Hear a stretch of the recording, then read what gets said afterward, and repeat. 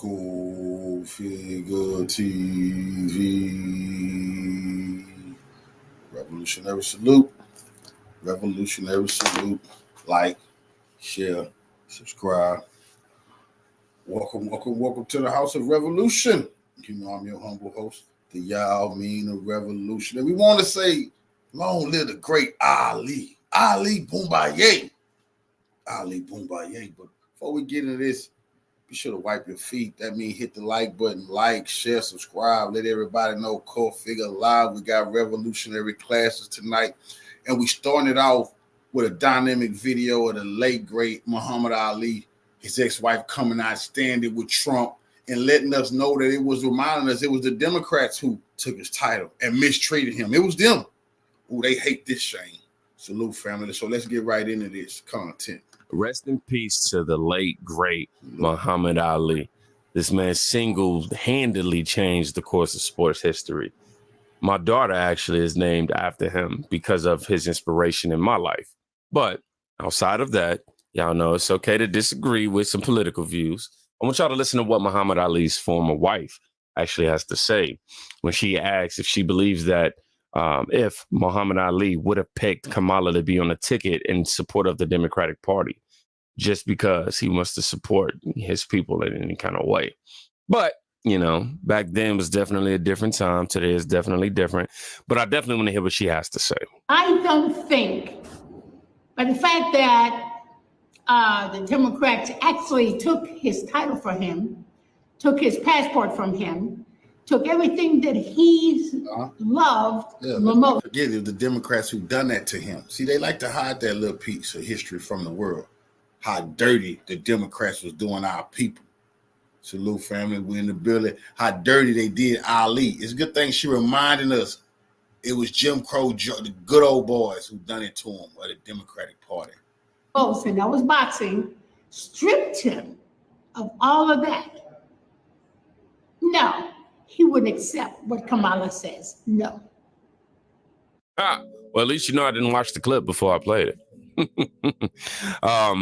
Because she's saying that the Democratic Party has left a stain on Muhammad Ali, you know, during his time here. They stripped him of his title. They stripped him of everything that he loved. I haven't really dove into that. You know what I'm saying? Super heavy. I know that he ended up getting his title taken away from him because he didn't want to go in the army or something like that. It was some to that effect. But this right here is what I call American news. Definitely right here. This is what needs to. What happened was the Democratic Party took Ali's title because he didn't want to be used as propaganda. They was not telling Ali he had to pick up a rifle and go fight. No, Elvis didn't go fight. He just was in as propaganda, baiting white boys into joining the military. That's what they wanted Ali to do.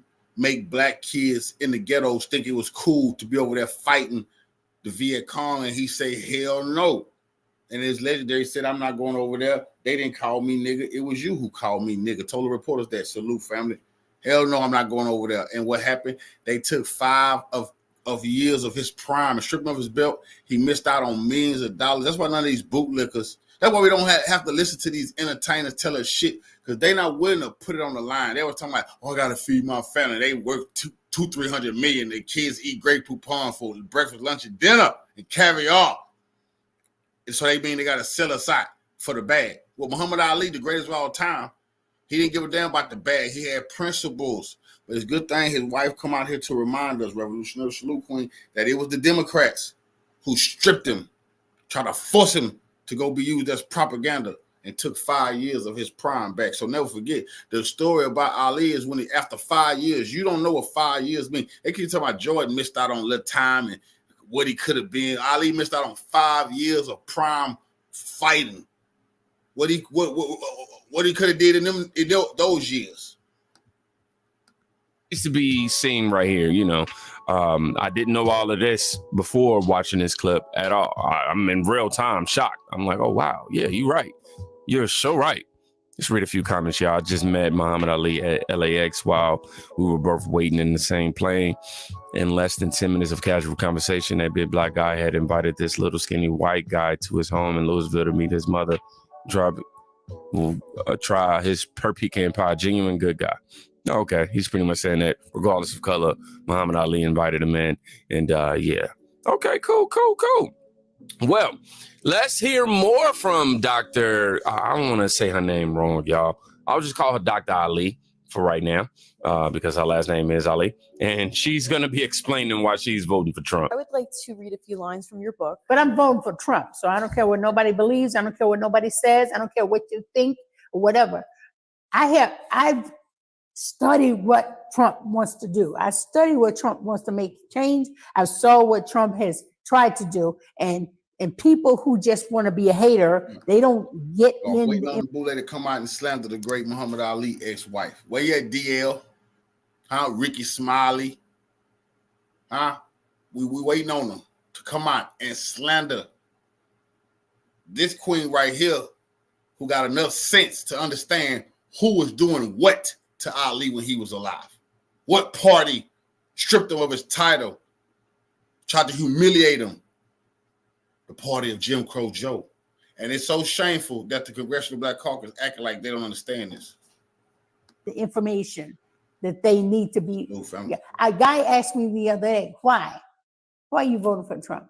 And I told him why. I gave him 5 reasons. He said, at least you told me a reason. Every time I ask somebody else about it, they never give me a real reason. But at least you gave me a reason. I accept your question. We giving thousands of reasons over here on this channel. We giving out plenty of reasons why we're not going along with the Greek freaks and those who want to transition our babies. Come on, man. We got policies we stand on. We're not just talking. Up your answers. That's all I got to say. And I don't care what you think. I don't care what. I don't care. If I believe in something, I believe in something. I don't care what you believe, and I don't care what you don't believe. It don't matter to me. There you go. People can go wrong in any second. People can go bad, but I'm not controlling the people. I'm just watching. That's the problem. Yeah. We people are afraid to stand up for what they believe in. Yeah, but see, I stand up and say what I believe in. If you don't like it, I don't care. So see, that's me. You got a problem with that? You got a problem with me. There you go. Why do you think people are so afraid? Yeah, I wear my Trump hat every day. I don't care about what you think. I got half of my family are Democrats. Do I care? No. But we still family. I gotta admit, I gotta build my courage up to that level right there. I just ain't reached that level of courage yet. I did walk out with my Trump hat a few different times, but knowing that I was only gonna be going to in and out places. But I got, you know what? I'm gonna do it because at this point, man, what the hell am I afraid of showing my support for Trump for, especially in today's time? I ain't gonna be one of them people on November 5th, like, yeah, I was rocking with Trump, ha ha ha, and the whole time I was in the house with it. Forget all that, man. This woman just encouraged. She just inspired me. Seriously, I'm not even joking. Just inspired the hell out of me right there, man. Revolutionary line. Stand up for what you believe in. Always stand up for what you believe in, y'all. Please do that. Please do that. We in the right. They in the wrong. We on the just side. Well, we could promote just. We can promote just a just cause. They are in the wrong. They have went astray. All your loved ones, they stay stuck in that Democratic Party. Hey, what can you do? You remember back in the day, Big Mom, I remember my daddy, my mom, all elders in my family always told me at the end of the day to get my life together. Be like, well, you know what? You got to die for yourself. They used to always tell me that. Well, you got to see the Lord for yourself. They always let me understand that, hey, I'm all right. I'm worshiping, I'm praising, I'm going. They would let me know that they felt like they was locked in with the Most High and they was trying to live a good life. They always used to warn me, oh, don't think you're going to get in off my ticket. You got to straighten your life up. But that's what I say. I'm glad I always had that type of morality around me to come back to my senses. But we are the ones now, Salute family, that could tell that they're not in the right. They have went astray. And we're not going to let them drag us down. Because it hurts. But a lot of our ancestors, they going down. They stuck so deep into the Democratic policies. And they think that they can just vote for the Democrats and they're like, I'm not for that. I'm not for them LGBTQ. I don't like kids get transitioned. But I'm just going to vote blue. But I'm not with all that. What? That's the policy that they're pushing around kids, around everybody. You think that you can hide out in your house, then everybody else gonna be okay. That's disgusting, and that's not taking a stand. Now, decades ago, Donald Trump was awarded alongside Muhammad Ali and Rosa Parks. Obama wrote that Trump represented the American dream. Let me show y'all this. So we got Mr. Sampson right here. I'm going to start it over. It says, decades ago, Donald Trump was awarded alongside Muhammad Ali, rest in peace. All of them people were saying Trump was the man before he decided to run for president. The phony Obama too. All of them. He was the man. They wanted to be like him, live like him, do anything he do, be at any party he was at. That's serious business. But then when he decided to run for the office, he's disgusting. He's Hitler. You used to hang with Hitler. I know he didn't become Hitler, right? Disgusting. And Rosa Parks. Obama wrote, rest in peace to Rosa Parks as well. I'm sorry. Obama wrote that Trump represented the American dream. Now, get this. Obama wrote that Trump represented the American dream. Yeah, savior Obama. Okay. The notion that Trump is intimidated by Kamala Harris or Kamala, however you say it, as Trump should have listened to Biggie, man. It'd be the one spoke blunts with you. See your picture. Now they want to grab their guns and come and get you. They seen how Trump was living. You see, they always wanted to live like that, but they had to sell out. They had to do what AIPAC said. Trump never had to do any of that shit. He had to promote his name, push Trump talk, all that type of stuff, and he was going to be good. He had to sell his brand. They had to try to build brands. You know, the Clinton them did pretty good for themselves. Whacked a bunch of people, but Bill Clinton still envied Donald Trump. That's serious business. And never forget, it was Bill Clinton on a golf course told Trump to run for president. Why? He didn't want that. Nobody ever look at this. Bill did not want his wife to be the president, man. He wanted to be the president of the family. And he told Trump to run. Bill knew goddamn well Trump was going. They tried to act like it was a mistake. Bill knew damn well Trump was going to win and beat Hillary. He knew that deep down in his guts. He knew that. A quote person of color is absurd. And then we have some pictures right here. It says the American dream is to be Donald Trump. Now, this was Barack Obama in 1991 when he made that quote right there. 1991. That was the year your boy right here was born. That's the greatest year of the world right there. Yeah. I was there, you know what I'm saying? Mom and daddy the year before that was over there, you know what I'm saying? Anyhow. I don't have this clip right here. It says, let's not forget Obama's American dream. It was definitely Donald Trump. Okay. So we seeing that. Then we got Donald Trump right here with, you know, the Clintons right here. You see him over here with Jesse Jackson. What's that? I can't even remember his name. What's his name? He does boxing. We see Muhammad Ali. I can't remember his name right there, man. He just did the show with Adrian Brunner too. Come on, it's at the tip of my tongue, bro. He's right there. What's Don King? I think, right? Don King, to say his name. Then you got Trump right here with Oprah. And I can't remember this woman right here at the bottom right. I can't remember her name, but I know that she was the one who made that image of Trump's head like decapitated and was bleeding and stuff like. Yeah, it was pretty insane. It was pretty intense. So yeah, but you see this picture right here shows you that everybody loved Trump before this man decided to run for as a Republican nominee. I don't think they didn't love him. All these people in these pictures, Oprah was on the come up, but most of them broke. Most of them want that life. Trump had resorts. Trump hustled he hustled all of these people, man. They talking about finesse. That man has been finessed all these people, man.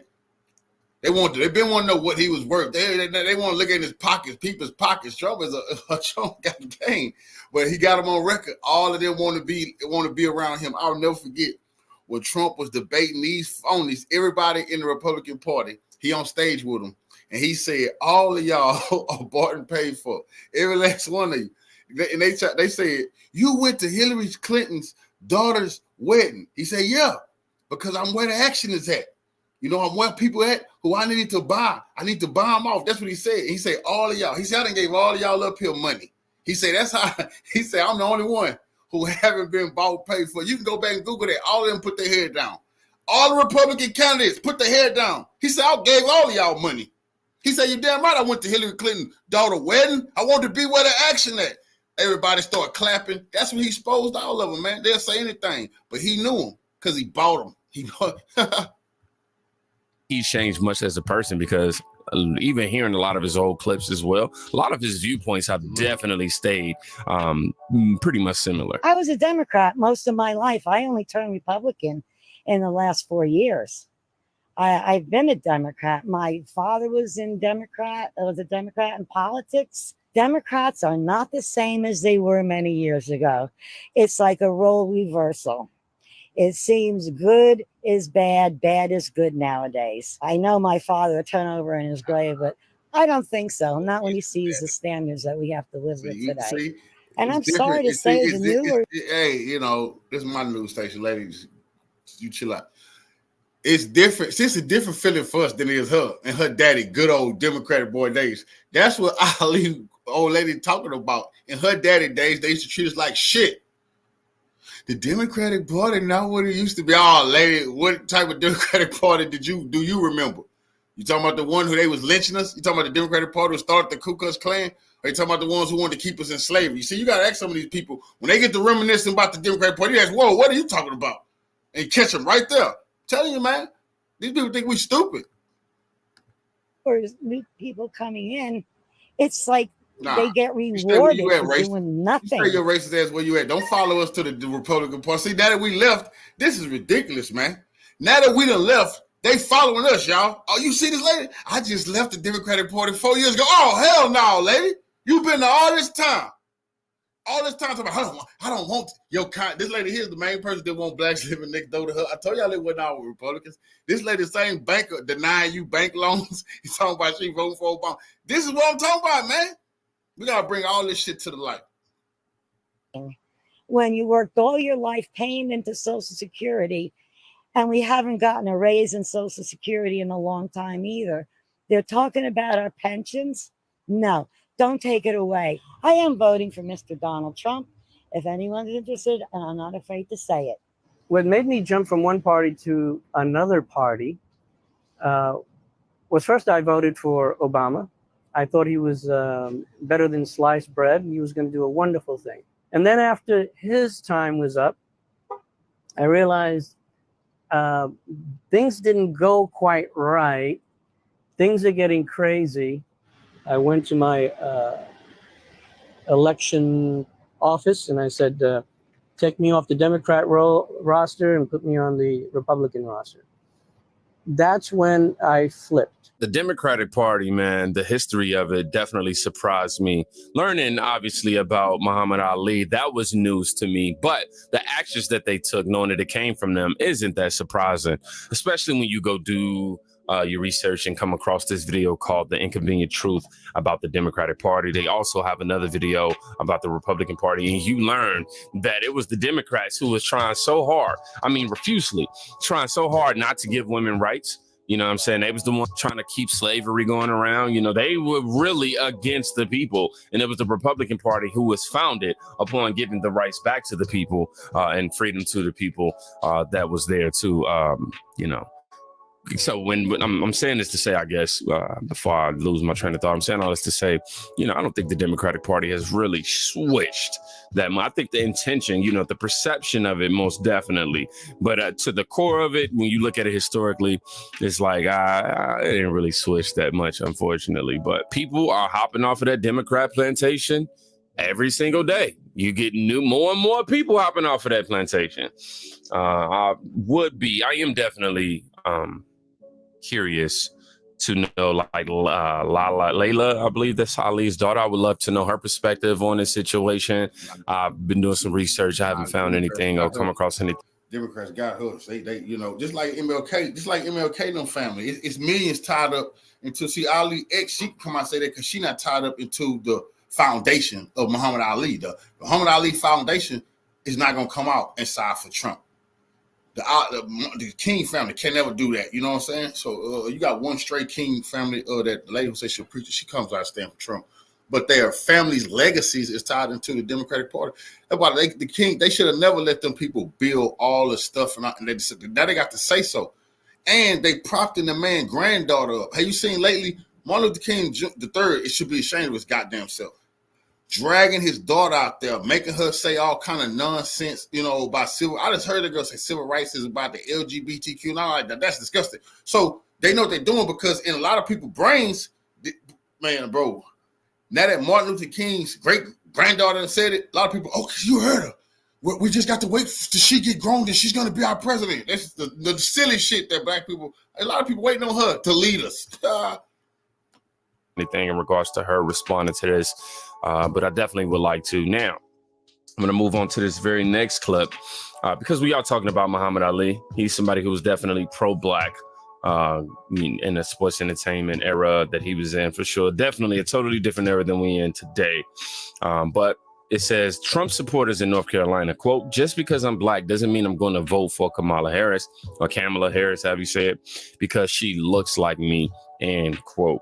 And I think that that's the lesson that Dr. Ali, Muhammad Ali's former wife, was trying to put out there. My name's Angel. I'm from Sevierville, Tennessee. Awesome. And how old are you? I'm 19. Is this your first Trump rally? This is my first Trump rally. My first one I've ever been to. And obviously first time voting at 19.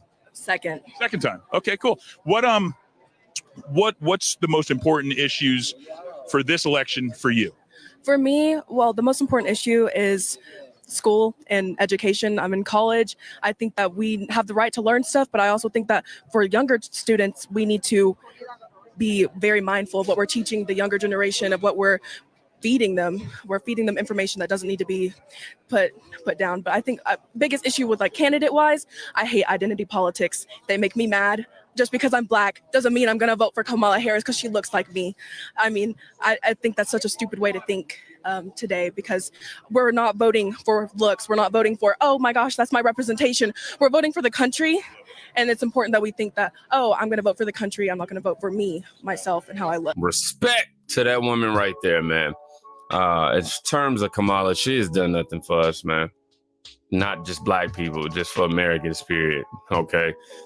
This woman right here, man, kudos to you. You might as well, she need to go ahead and run for president. With that type of common sense, I'd be like, yeah, forget Trump. Type. That'll never happen anyhow. It says, look how everyone respects her and just let her speak. So cool. For sure. Proud mom and dad. Somebody said, look.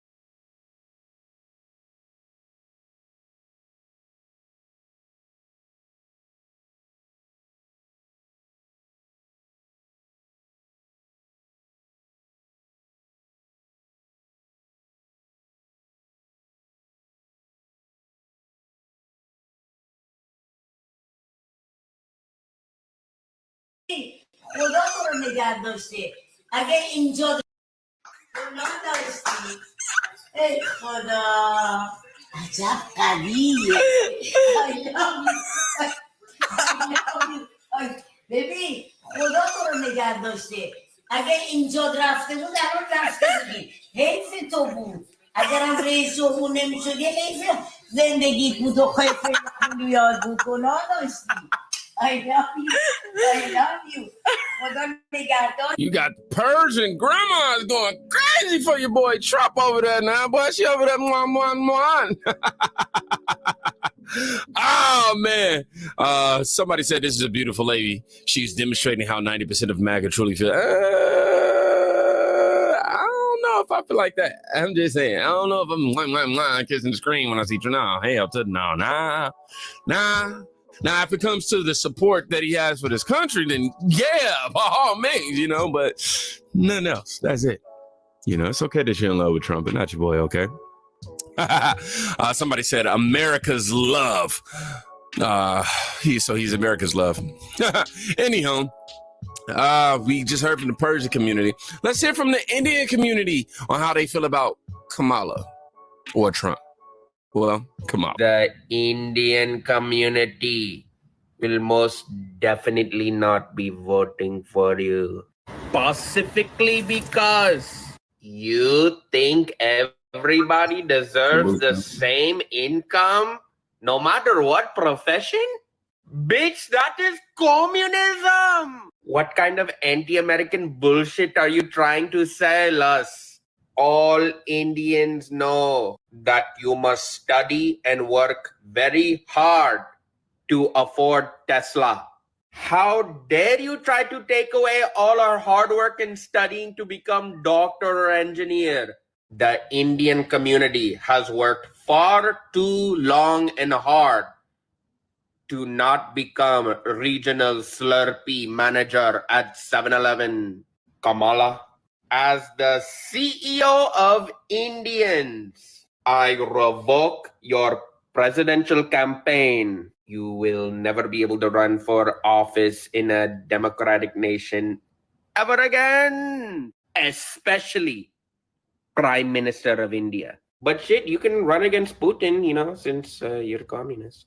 Don't act like a... I'm already happy I got my giggles out when I seen that clip. The first time I watched that clip, I was dying laughing. I mean, oh my gosh. I'm just happy to see that we have people catching on to the truth, okay?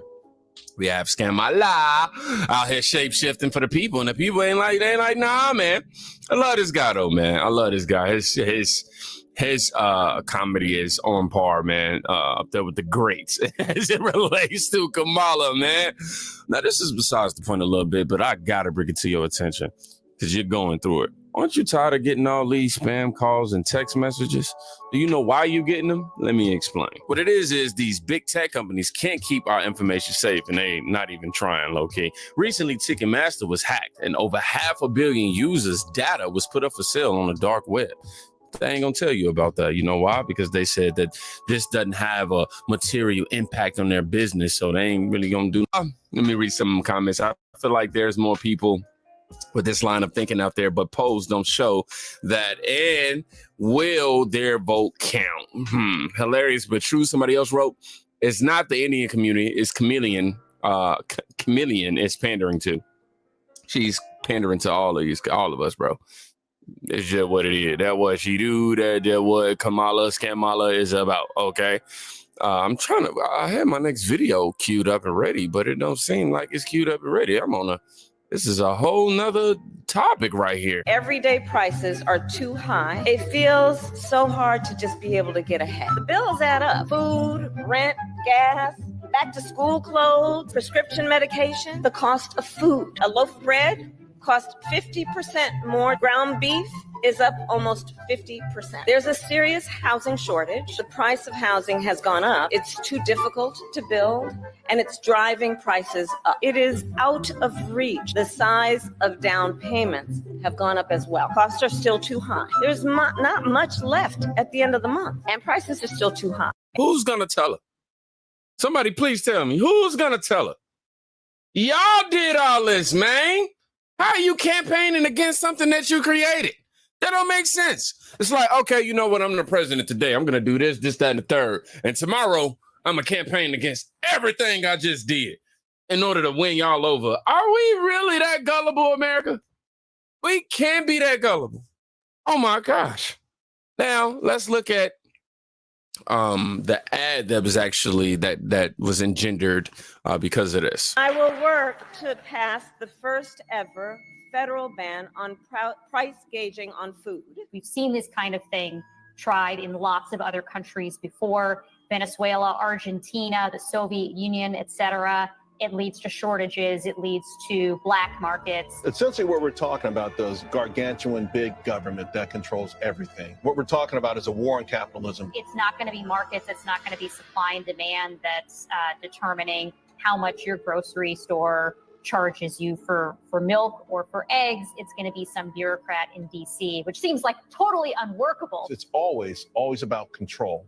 They want to control. They want to be able to pick winners and losers and also be able to punish those losers. But what y'all didn't realize is she just literally admitted everything was cheaper under President Trump's leadership. I don't think that they realize that they telling themselves like that. If you're not listening and paying attention, it definitely will go over your head. Trust me, a lot. goes over my head, but that one didn't. You basically just went up there and said, hey, I ruined America. I was a part of ruining it. Yeah, that was me. But I can fix it if you elect me, even though I'm elected already. Yeah. She couldn't even pronounce price gouging correctly. I don't even think I just said it correctly trying to call her out. Anyhow. They said, man, that video was her proposing a Soviet-style communist price control scheme similar to Venezuela and Cuba. I don't know too much about them, too much in terms of their history. That's not the problem. But if it's anything like what we're headed toward, Now it says, if you like shortages, bread lines, hoarding, black markets, and total economic anarchy, does Kamala Harris have a deal for you? Let's CNN clip. Well, the first thing he needs to do, which he's already doing and will continue to do, and will ring true to voters, is continue to point out that all the conditions in the country that Kamala Harris is complaining about, with inflation, high rents, cost of living, that's all a direct result of the policies that she and Joe Biden implemented. So that's number one. You have to lay the blame where the blame goes, and it's right at her feet. You cannot allow her to pretend as though she is disconnected. Number two, he needs a clear message on her plan. I mean, this is if you want product shortages, if you want black markets, if you love bread lines, if you love hoarding, and if you like, I don't know, communist style anarchy on the streets of America, this is the plan for you. This is not a serious plan. This is a set of pandering from someone who has no idea what they're doing and doesn't want to take responsibility of the problems they've caused. She wasn't merely a bystander. She cast votes that caused the inflation. You can't trust her to fix the inflation. That'll be the message that Donald Trump runs on. And I think the American people already believe that. So it ought to be pretty easy to sell. I got to say, this guy hit it right on the nail. Because everything that Kamala Harris is proposing for us during, for this election, and if she wins to be president, these are all of the things that we had when Donald Trump was the president, literally. Y'all just forget that. I don't know. Memory is super short for some reason. I don't get it. But this guy, he just absolutely destroyed CNN, these CNN panelists. CNN has actually been, honestly, I've been seeing some balanced viewpoints, not completely balanced segments, but some balanced viewpoints that they've been bringing on the show. I don't know if it all really started after that debate with Joe Biden, really. But yeah, let's read some of these comments. I know a few people who watch CNN just for your segments. So good. A disaster waiting to happen in reference to Kamala Harris actually getting in the office. Bingo in terms of nailing the truth. You hit it right on the nail. The buck stopped with Joe and Kamala. Great segment. Their faces says it all. I remember those bread lines from 2016 to 2020. Yeah, I don't remember having a long line, if I'm being honest. And if it was long, it's because of the prices was super cheap and everybody was trying to get to it. Now the lines is long because everybody over there negotiating with God on these prices at the register. Like, yo, Lord, please, can you rain down some revenue in this current economic storm that we in right now? So yeah, kudos to him for that, man. This is exactly Kamala's, she has no plan other than honestly copying Trump, because Trump is doing nothing but coming in to clean up what Obama, Biden and Kamala has already done. So anytime he's talking to combat the current conditions. If she's talking to combat the current conditions, she's doing exactly what Trump is campaigning on. You campaigning against yourself. Do y'all not understand this? Kamala Harris is campaigning against herself right now. Y'all gotta really grasp that. Understand that.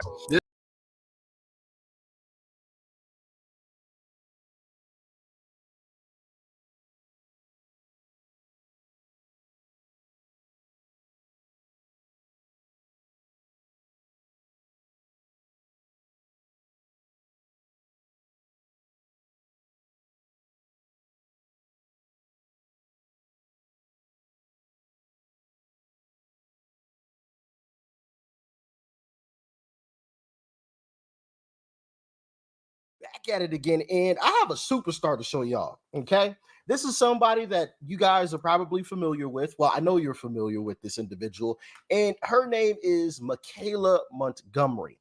She is the black woman from Chick-fil-A. If you guys remember that, where Trump went to Chick-fil-A and the black chick said, "Mama, we made it," kind of deal, and gave Trump a big hug and everything like that. That's Michaela Montgomery. She also gave a speech at one of his rallies. Here, actually, I can pull it up. It was in Georgia. This one right here. Unbelievable person with a great personality. You lit up the whole room. You lit up the whole room. I said, weeks later, I'd go, who is that person that was so incredible? She knew everything about me. She had no idea I was coming. She knew everything about me. And the historically black college. I want to add on to some of the remarks that were made by others. And so, yeah, that's Michaela Montgomery. Well, she recently went on to a show, and let me tell you something. She absolutely owned these Democrats that called in, because they did like a live matter of fact here, Washington Journal, C-SPAN. She did like a live, people could call in and ask her questions and things like that. And of course, you had some ignorant Democrats who called in and tried to get her caught up in stumbling over some questions or some answers. And nope, she took it in stride. And boy, I got to show y'all this. So with that being said, let's dive in. They're never going to let you in the club, okay? And you, like the movie Django, you are the character of Samuel L. Jackson.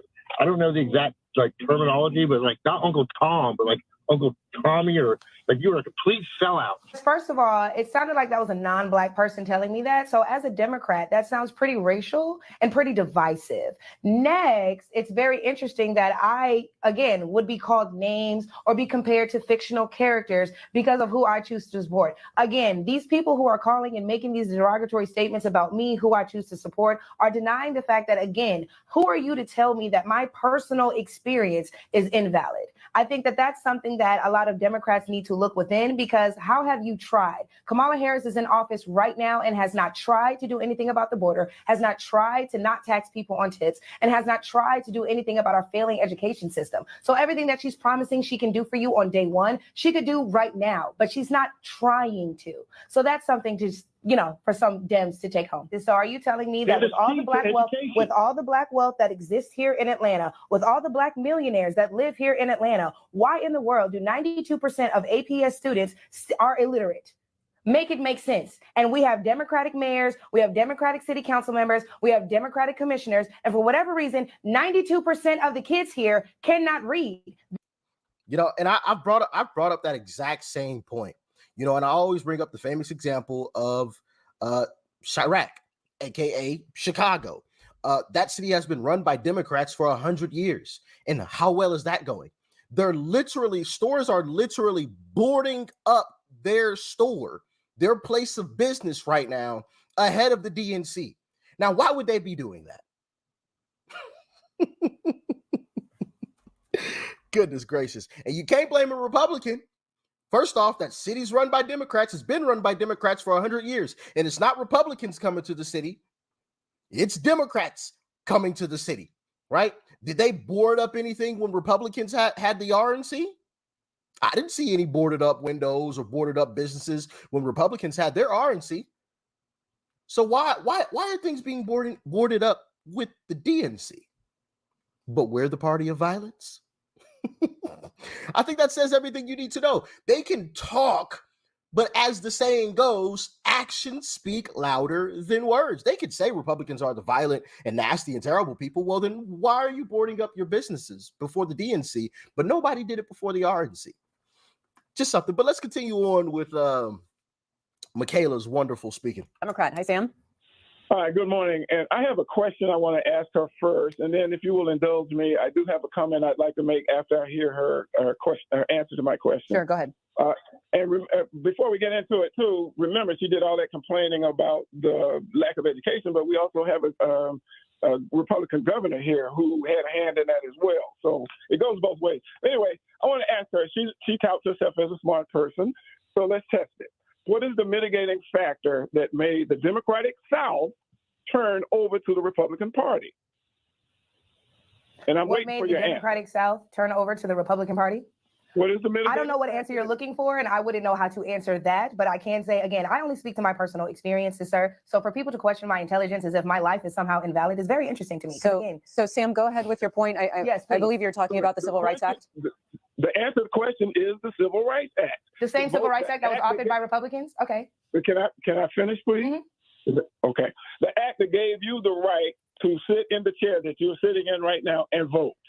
People in the city that you just moved into 10 years ago died for that cause. There are people still fighting for that same cause as we speak. That in America, they were in the southern part of this state to which I live and I love.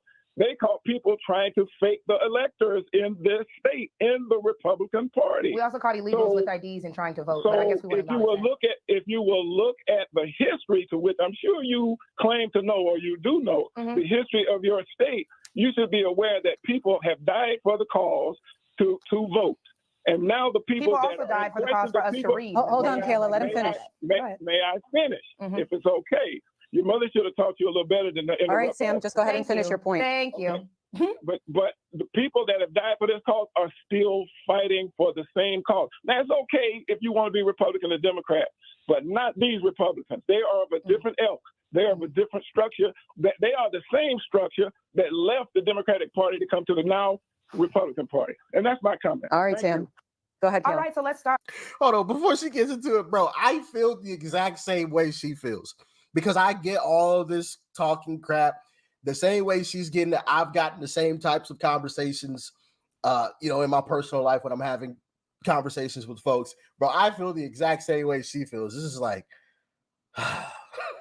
but let me let her speak. Let me let her speak. With the 1964 Civil Rights Act, or the Voting Rights Act, correct? That was all employed by Lyndon B. Johnson to get Black people to support the Democratic Party for the next 200 years. And unfortunately, the tactic worked because, much like you heard our caller say, they're still fighting for the right to vote. There's not one American citizen without a felony who does not have the right to vote. All you need is an Bingo. ID, and you can go vote. He also did acknowledge the fact that while he's saying we had fake electors, we also had fake citizens going to vote in our election. So, of course, I guess we just won't talk about election integrity in that sense. Next, the ploy to get Black people to vote for them for the next 200 years was a fear tactic because, again, Black people then thought that if they did not vote Democrat, they would lose their right to vote. And even though Ronald Reagan came in and didn't take away Black people's right to vote, for whatever reason, Democrats every election season get up and talk voter suppression, protect your right to vote. Black people died for the right to vote. Black people also died for the right to read. So I wish a lot of you would please go read the Willie Lynch letters. I wish a lot of you would go read more about Jim Crow and how, the systems were set up to basically make us believe that we were victims for the rest of our life. So now let's talk about the migrant issue and how it relates to the 1964 Voting Rights Act, correct? The Voting Rights Act was put in place so that Black people would be a loyal Democratic voting base. Black people are now leaving the Democratic Party. Wait. Kayla, you're saying that the only reason the Civil Rights Act was passed was I'm not for saying votes? the only No. The major portion of said legislation was the fact that it gave Black people the right to vote, right? And Democrats touted the fact that they gave Black people the right to vote. They then used fear-mongering to make Black people believe that if they did not vote Democrat, they would lose their right to vote and whatever other rights and resources that were granted to them by these Democrats, correct? Now that you see Black people leaving the Democratic Party, now that you see Black people calling out the Democratic Party, now that you see Black people tired of living in the same conditions that they were in when the bill was signed, they no longer have that loyal voting base. So you know what they're doing now? Now they're opening the borders. They're letting these migrants in. They're giving them these welcome packages full of food stamps, housing assistance, whatever else, that housing and clothing and whatever else it is maybe that they need in order to come over here and live comfortably. Why? Because now when you have these illegal migrants coming over here and it's clear that the Republicans are like, no, get them out. Now you have a new loyal voting base who's like, oh God, if we don't vote for the Democrats, we're not only going to lose our right to vote, but we're possibly going to lose our citizenship as well. It's never been a thing where we're going to do this for the betterment of the Black community or the Latino community. It's always been, we're going to do this so that we can stay in power and we're going to manipulate the masses into believing believing that we are for them. And even though they will continue to vote for us, we will never do anything for them, but we will play on their feelings for stuff that we did 60 years ago. Okay. Not okay. And Dave. Couldn't have said it any better myself. I couldn't have said that any better. I literally, I mean, you look at some of these cities that have been run by Democrats, that are run by Democrats, and look what's happening. I said this just the other day. You know, this, and I said it in relation to abortion, because there was I believe there was a black woman that was talking about, it was in the Anton Daniels video. There was a black woman talking about abortion rights. And I'm like, yo, so you mean to tell me Democrats are literally replacing you in your face, replacing you? We've seen that in Chicago, right? I've shown y'all the videos. They closed down the schools in the black areas of Chicago because they didn't have any funding. They didn't have the money. But as soon as the illegals came in, oh, we got all this money. And not only did they reopen the schools, but they renovated them so they could house the illegals, and some of them could go to school in the same building. But they didn't have the money when the blacks were there complaining like, yo, why are y'all closing our school in our area? Like, this is our school. Why y'all closing? Oh, we didn't have any money. Well, we don't have the money. So you close it for the black people, but you open it for the illegals, like blatantly replacing you in your face. And yet we're supposed to just still keep voting for that? Like, I'm just supposed to just go along just to get along, even though I see them trying to replace my race in my face? What sense does that make? But I'm an Uncle T. I'm all these types of names because I don't just follow the script and shut my mouth just to get along. Right. But I also want to show y'all this little tidbit, and we'll get out of here. And good morning. Good morning. Thanks for taking my call. I would like to address my comment to Mrs. Montgomery. If she doesn't know how she's in her current station of life based on resources or housing taxes or just her luck of the draw, I agree, you're not very smart. Thanks for taking my call. Wait, Aaron. What are you talking about? What do you mean? Exactly. Let's sound smarter when we ask the question, please. Well, yeah, you made a comment earlier when you were living in Nevada and you moved to Atlanta. I don't know if it was my resources in Nevada, because I guess they had pretty good school systems. Actually, we don't. Nevada was ranked very low when it comes to education. It just so happened that our government allocates our dollars better. But go ahead. But initially you said you didn't know if you were smarter, but if you think resources in regards to how I feel my level of intelligence is in relation to the people that I've met out here. Yeah, Michaela, let him finish. Go ahead, Aaron. I'm sorry for talking while you're interrupting. Well, you go ahead. Carry on. I think I understand what you're getting. You heard my sentiments earlier in which I said I moved out here, and I don't want to say that I feel like I'm smarter than anybody else, but was it the resources that were allocated to me? Was it the fact that I got lucky with amazing teachers? Nevada ranks very low on education. So let's not act like, oh, all of a sudden I'm not smart. No, I noticed that even with Nevada being ranked so low in education, I felt like the quality of education that I received was much better than the ones that kids are receiving out here. Out the property taxes. Okay, There's also another part of this conversation that I wanted y'all to hear too, but I don't think I wrote it down. Let's see if I whatever else that housing and clothing that were 60 years ago.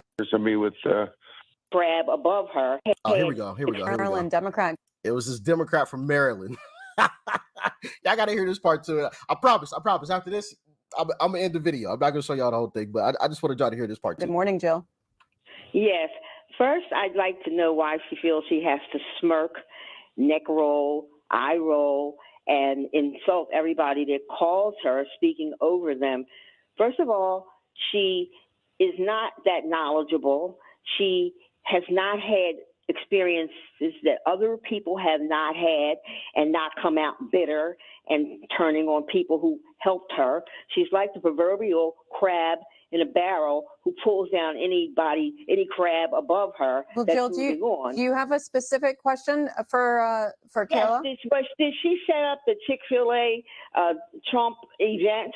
Is that the question? The answer to the Yeah. question is no. I actually just got invited to meet President Trump at a restaurant, and I found out the next morning that it was Chick-fil-A, and nobody that wanted to meet him was offended by the fact that it was a Chick-fil-A, and neither was I. But to go back to the, I don't know why she smirked, why she neck rolls, while she talks over people. It's okay for you guys to get on here and call me an Uncle Tom, to call me not smart, to call me dumb, to say I haven't done my research, to say I haven't lived a life like you. But then if I smirk, if I laugh, oh my God, what is this person talking about? Now all of a sudden you're offended. I think that's very interesting.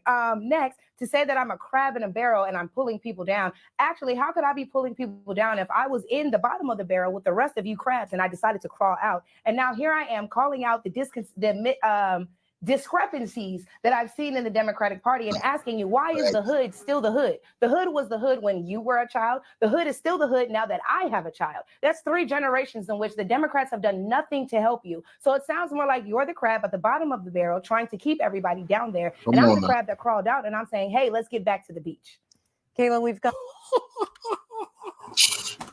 Hey, drop the mic.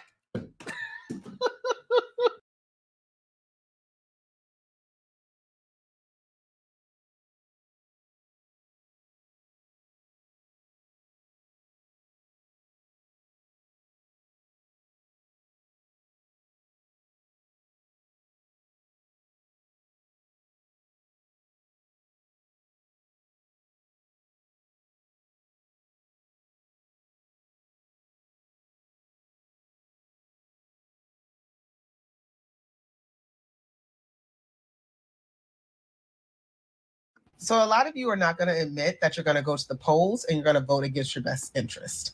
I learned that day one in my political science class where my professor said most voters don't vote in their best interest, and this is the reason their lives don't really change. Me, on the other hand, I have learned that this is not about party. This is about policy.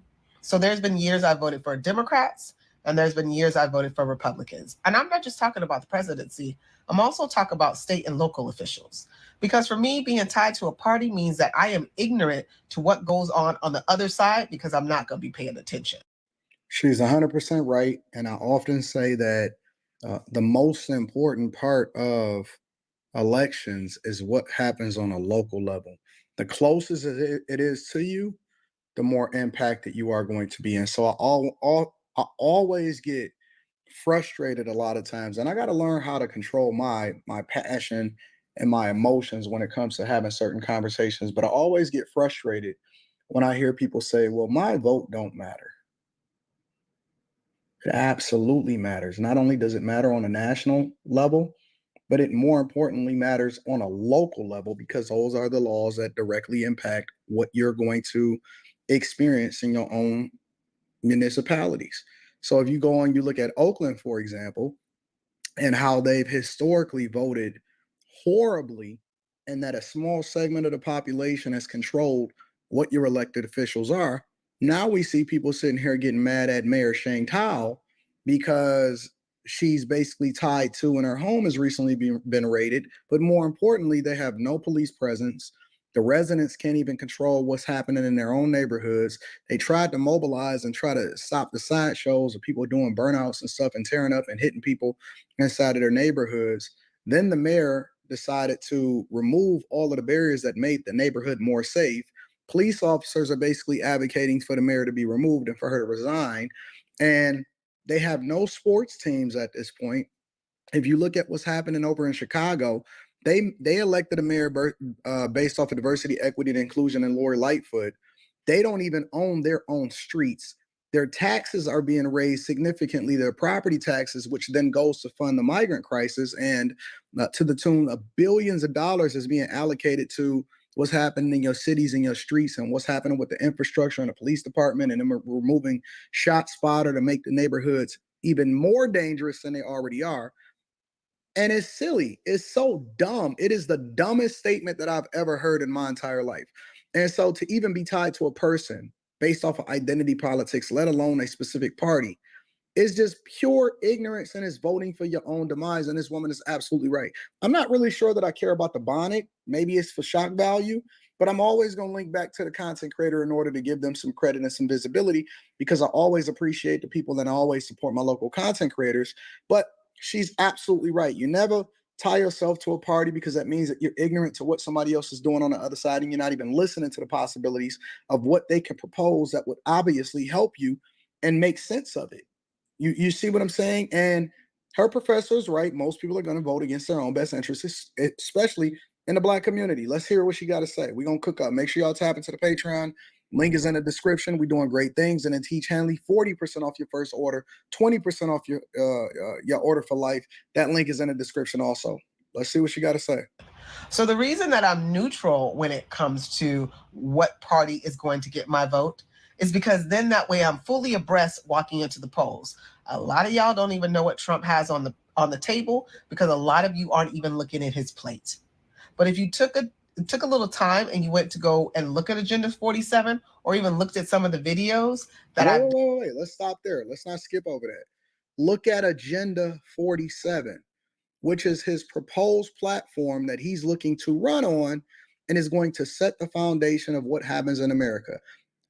Project 2025 is not a thing. Anybody can propose something, but the minute that the left then jump onto it in order to try to promote it to you so you can be feared into voting the same way that you've been voting for the last 93 years, what do you think is going to happen? But Agenda 47, this woman is absolutely correct. Done so far in regards to it, you see that he has a plan that is outlined for almost every facet of American life. If you go look at Harris, so many intelligent people that had social media. Thank you to the people that now can speak up and is using a platform to inform people instead of fear mongering. Plan, which it is completely thin. A lot of what she is talking about now is actually in Trump's plan. Yep. And the media is going to spin it as a way that she is a brilliant person. Which is one of the reasons why she stole the no tax on tips. She took the most juvenile one of them all, but we gonna let her rock. Came up with this really thought-provoking plan when in reality she isn't. Let me tell you something about Ms. Harris. She is trying to use charisma like Obama did, but she doesn't realize that Obama not only had charisma, he actually had a plan. When you sit down and you actually listen to what she has to say, it's nothing. She's just rambling incoherently like most lawyers do. They're really good wordsmiths. And if you pay attention long enough, you'll realize, number one, A, a lot of them are blowing smoke up your ass. And B, a lot of them just know that you're not smart enough to figure it out. Or you don't even have the motivation to go and figure it out for yourself. The most important thing that you can do is become an informed voter, not just run to the polls. I'm going to say it again for the people in the back. The most important thing that you can do is become an informed voter, not just run to the polls, because your vote matters to them. When you're uninformed, it doesn't matter for you because you get nothing in return for being ignorant. It's a reason why the libraries are empty, but the concerts is full. The library that's free is empty, but all of the things that's not best for us is full. And it's because people don't want to educate themselves. You don't even have to go to the library anymore. All you got to do is go online and research it for yourself and see what's in the proposal. It's amazing how many people take talking points. I cannot tell you the majority of the people that take talking points and don't do any research for themselves. It's crazy. I wish we could actually see who these people are and where they lived instead of just seeing them in an avatar in the comments, because the amount of ignorance is staggering. It is mind-blowing. It is one of the most crazy things that I've ever seen in my entire life. But that's what they depend on. They depend on your ignorance and your lack of understanding in order to get you out to the polls. And that's why they say, hey, we got to get people registered to vote, get people to register to vote. They said we got to inform people so that they can vote. They said we got to get people registered to vote. And now she's stealing talking points. She's stealing talking points from former President Trump, who has the most experience, who has the most understanding of what we need from a country perspective, and has the best policy and has had it up there for a long time now. Now she rolls out her economic policy, which is absolutely a disaster. Realtors are coming out, bankers are coming out, Wall Street people are coming out. Everybody that has a vested interest economically, which should include you if you are a citizen of the United States of America.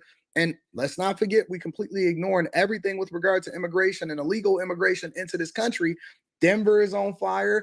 Venezuelans is taking over whole apartment buildings, and landlords are reeling, and the police officers can't even do anything about it. They won't protect it. And Mayor Mike Johnston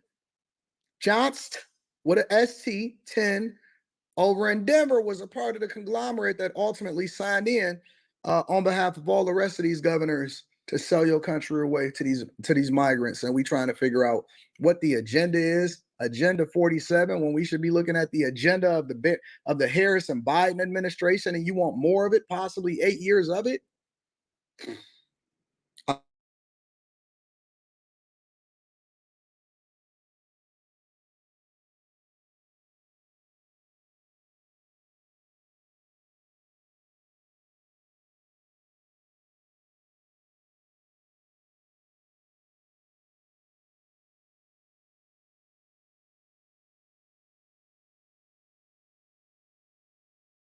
Sister Shirley, also known as Shirley Hussar, with Urban Game Changers. Now, she brought us out here to taste the soul. I want to thank the sister for that. She didn't have to be nice to her brother, but she has been, and Sister Shirley is, even though some of y'all may say, I see that woman vote, she supports Trump. That's her with that. But you know what? We got to join with our people if they care about Black people. So, Sister Shirley, thank you for joining us today and thanking us for bringing us out here. I'm so excited you're here. I can't believe you came from Texas, y'all.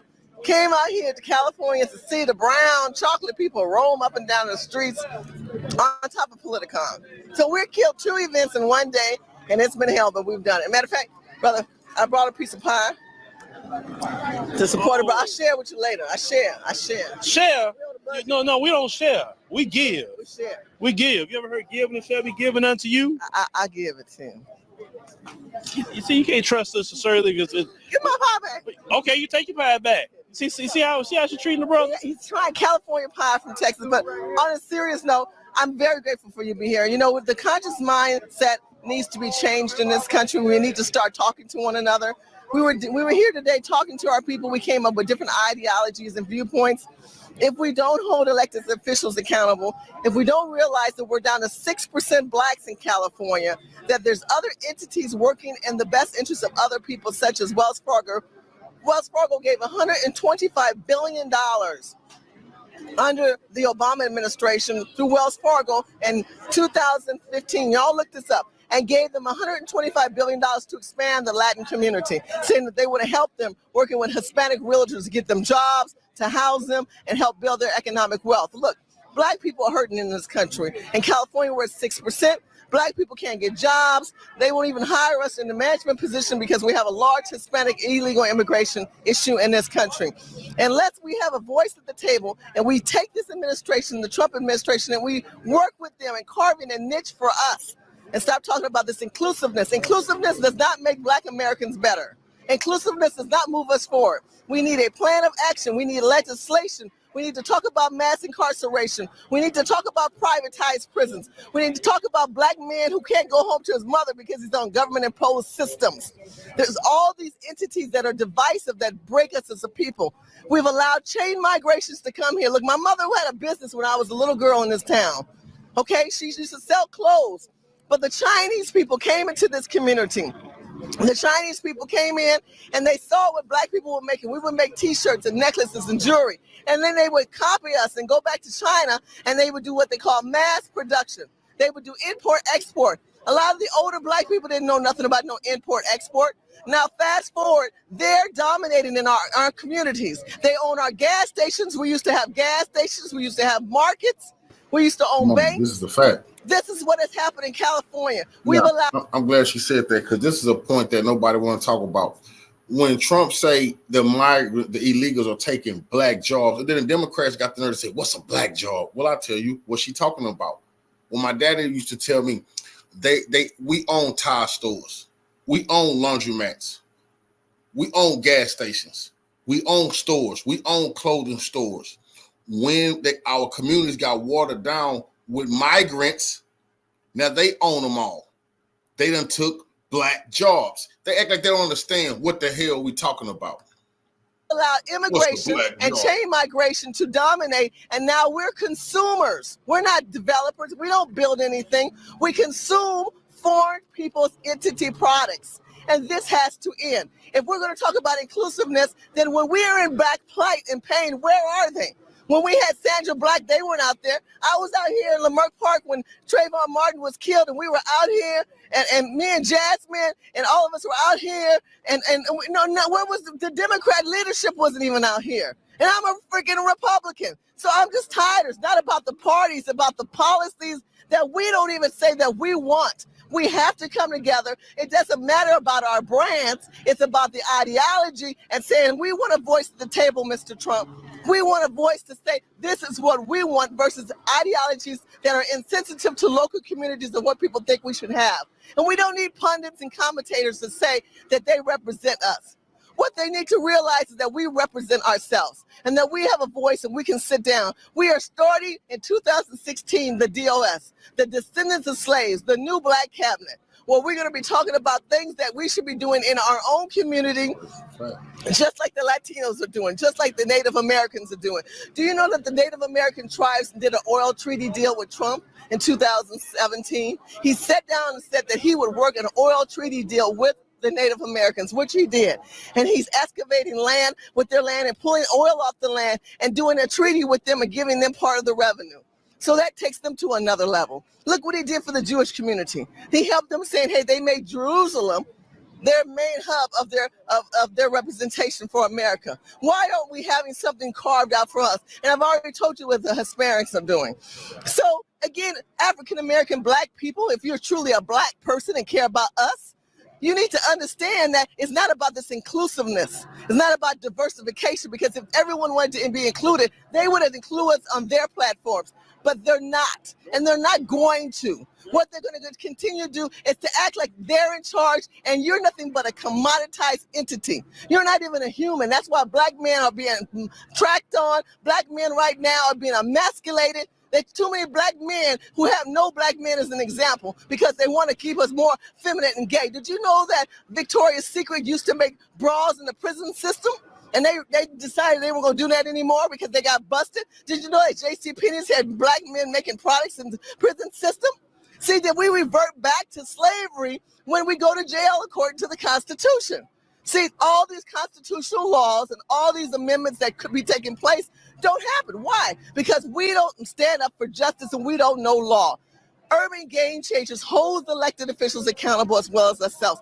By going to Urban Game Changers and more of us to get together, me and Phil are going to be talking more town hall meetings, and we may agree or disagree, but Phil is the advocate for the Black community. As an African-American woman, I can tell you I've already had my DNA when other people are scared. My DNA consists of over 91% African, but yet I can trace my ancestries back to 1854. I am not an immigrant or illegal immigrant. I am a commoditized entity of how my people came here. In 1619 will mark 400 years of African Americans in the state of California, a state of the United States of America.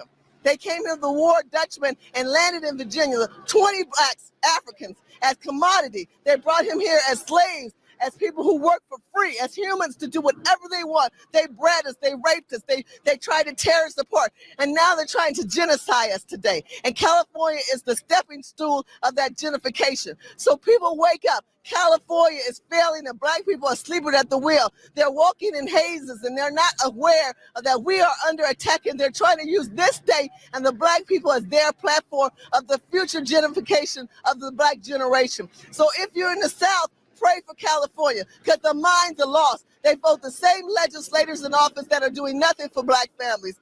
The Latino police in California are growing immensely. We do not have Black police officers. We have little police officers that stand below our men, and our men have lost their self-esteem. They're pushing us out. You can see the helicopters are hovering. They want us out. They don't want us to have our voices on the table.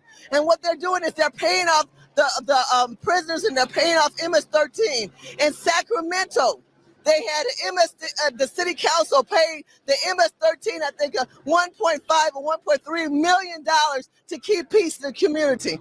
Do you know in San Francisco as well as downtown LA, people are shooting heroin in their arms and are making it illegally by having hubs for them to do things. We have the most disgusting, evil, crazy things happening in this state. We have hepatitis A. We have people bleaching the streets of Los Angeles. What do we tell our children when we see that? And many of you call themselves liberal progressive. These white women are flashing their tits and showing themselves inappropriately, and our pure children have to be exposed to that.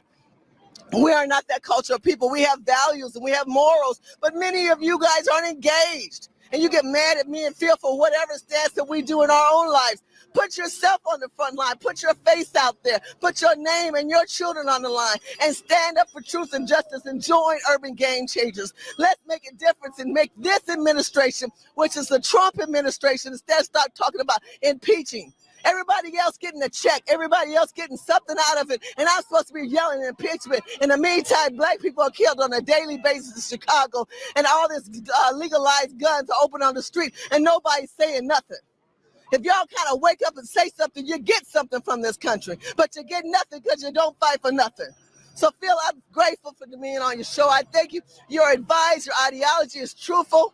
I love the fact that Phil is proactive versus reactive. You're also worried about who he sleep with. Y'all don't even care about what the man is saying. Stay focused on your own damn business and focus on what the brother's trying to bring to the table. If you don't get distracted by the foolishness, you'll see the reality of what is real right now. Well, we got these same damn legislators for the last 20 to 40 years. Some of us don't know nobody else, and we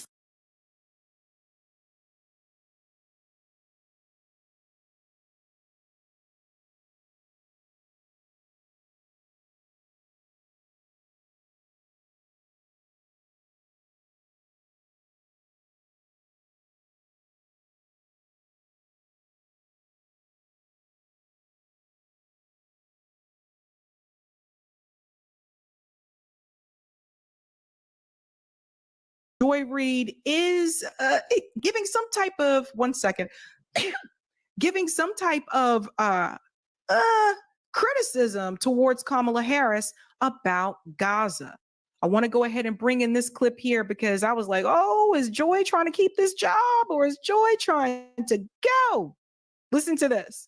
Early Saturday, an Israeli airstrike hit a school serving as a shelter in Gaza, killing at least 100 people and wounding nearly 50 others, according to Palestinian health authorities. On the same day as the strike, Vice President Kamala Harris condemned the loss of civilian life. Yet again, there are far too many civilians who've been killed. I mean, Israel has a right to go after the terrorists that are Hamas. But as I have said many, many times, they also have, I believe, an important responsibility to avoid civilian casualties. So you see, it's the same talking point every time, right? So let's just push back on this. If Israel was telling you that Hamas is using the civilians as human shields, which we call that a BS excuse, right? If Israel tells you that they have the right to defend themselves, and Kamala tells you that they have the right to defend themselves, and the U.S. government is giving them the weapons to so quote unquote defend themselves, well, then the U.S. government is allowing Israel to kill the civilians. Everybody following it? Okay. Uncommitted and anti-war voters see a reset with Harris on Israel and Gaza. Her language is different, capable of moving the needle and gaining favor with some of the voters who rejected President Biden over his stance on the region. But language is not enough. This was a school serving as a shelter for refugees of war, attacked during morning prayers. Witnesses said children, women, and old people were inside, sleeping, and that the school was hit without an evacuation warning from the IDF. Did everybody hear what she just said? So she's telling Kamala Harris, but that's not enough. There was no evacuation warning. So again, this is another example of another attack that Israel has done, and they have been claiming that they send out warnings. This is another example of an attack that they did where they did not send out a warning. 1 second here, really quick. Just want to make sure.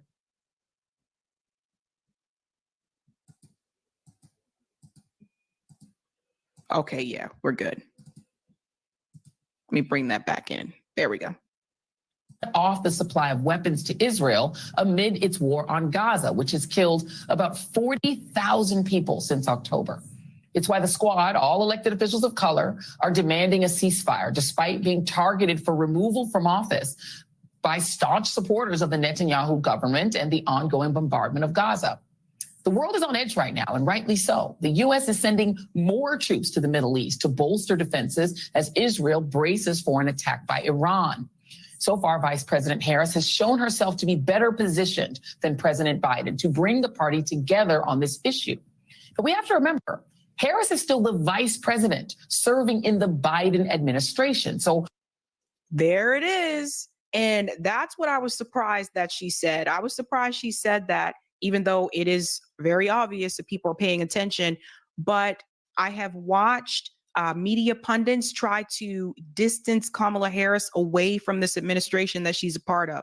It's really weird. It's like having your name and my name on an invite, right? Like we're having a party. She tied to that genocide. You know, X and Sabrina party, come to our party, and I'm pretending like I'm not a part of the event.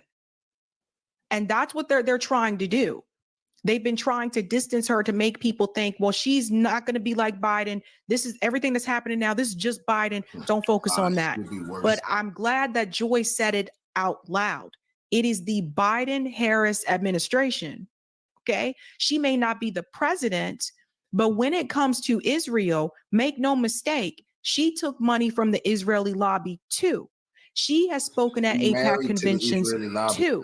When Joe Biden tells you that he is a Zionist and he will always support the state of Israel, when he is looking around to pick someone to be a VP, a running mate, oftentimes they're going to find someone that aligns with them on certain issues politically.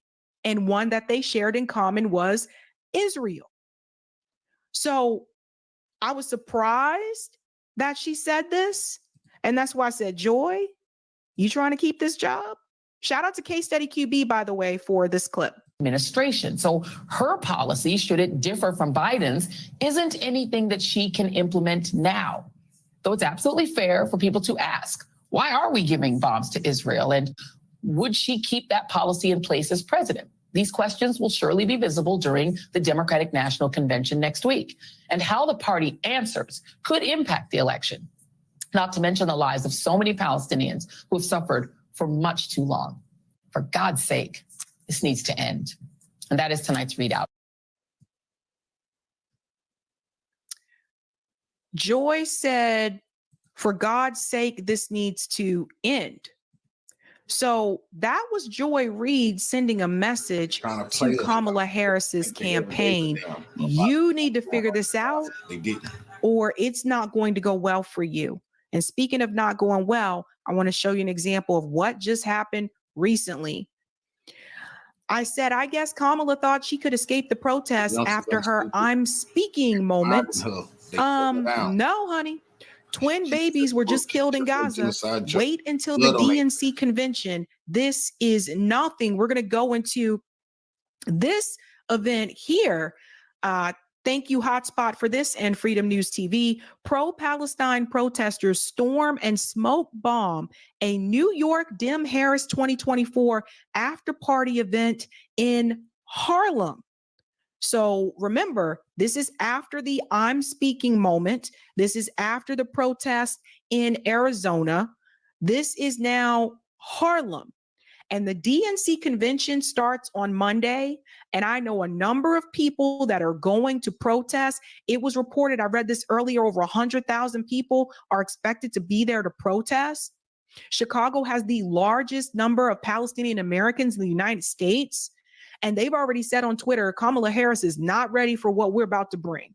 So keep in mind, I expect it to be very heated. My comrade Nick Cruz from RBN is going to be giving a speech outside the DNC convention with Shama Sawant and Jill Stein. So he'll be speaking on behalf of Workers Strike Back. And I won't be there because I have a mutual aid event this week, so I couldn't go. I have the back to school event. So I'll be giving out school supplies this weekend, but I'm just going to keep it real and keep it 100. And I'm just going to tell you this. I imagine this could bring 1968 level DNC protests. It could bring that. But this is what happened recently. And I told you guys, we're getting closer to the students going back to school. They are not sleeping on this. They mad at you, Kamala. How dare you!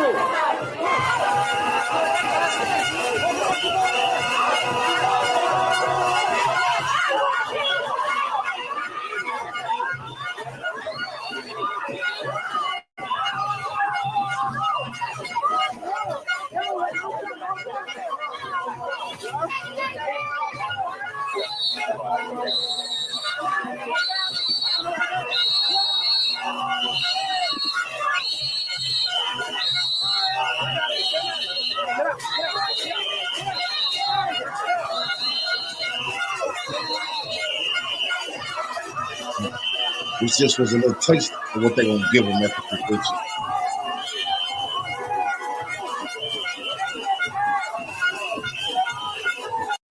I think Kamala thought that she was gonna escape this because, you know, it's her and it's not Joe Biden now that's running. But nah, bruh. I told you once she started to open up her mouth about Israel, that this was going to get these protests were going to ramp back up again. So again, this was a Kamala Harris campaign event in Harlem.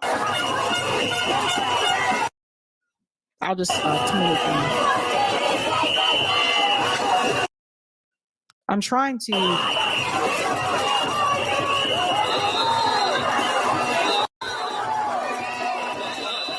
Okay.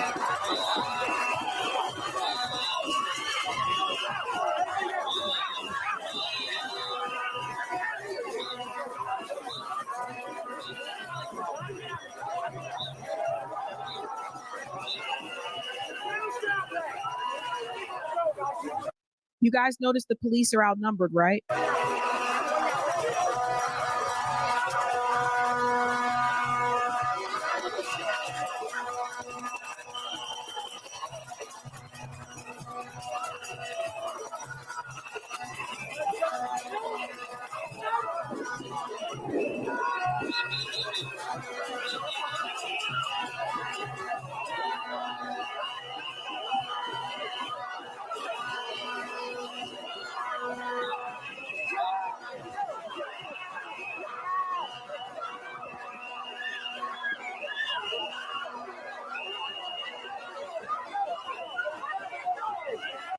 And I'm telling you guys right now, this is nothing. This is in Harlem at the Kamala Harris campaign event.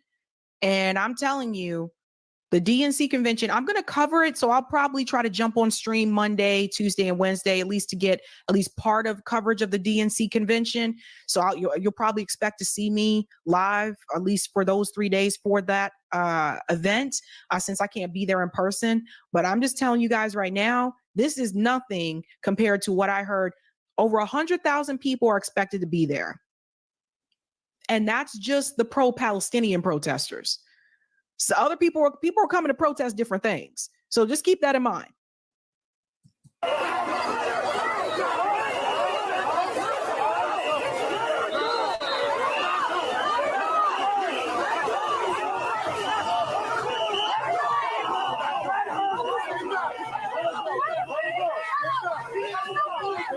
why Kamala got to have fake rallies, because real people in the Democratic Party, the youth, gonna do this.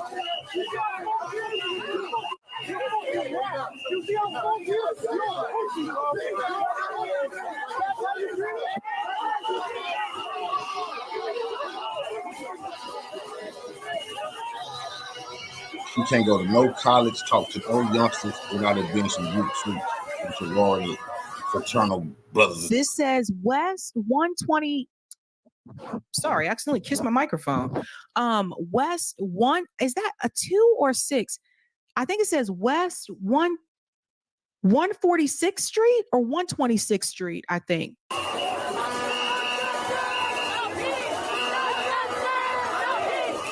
It was a 4, 146.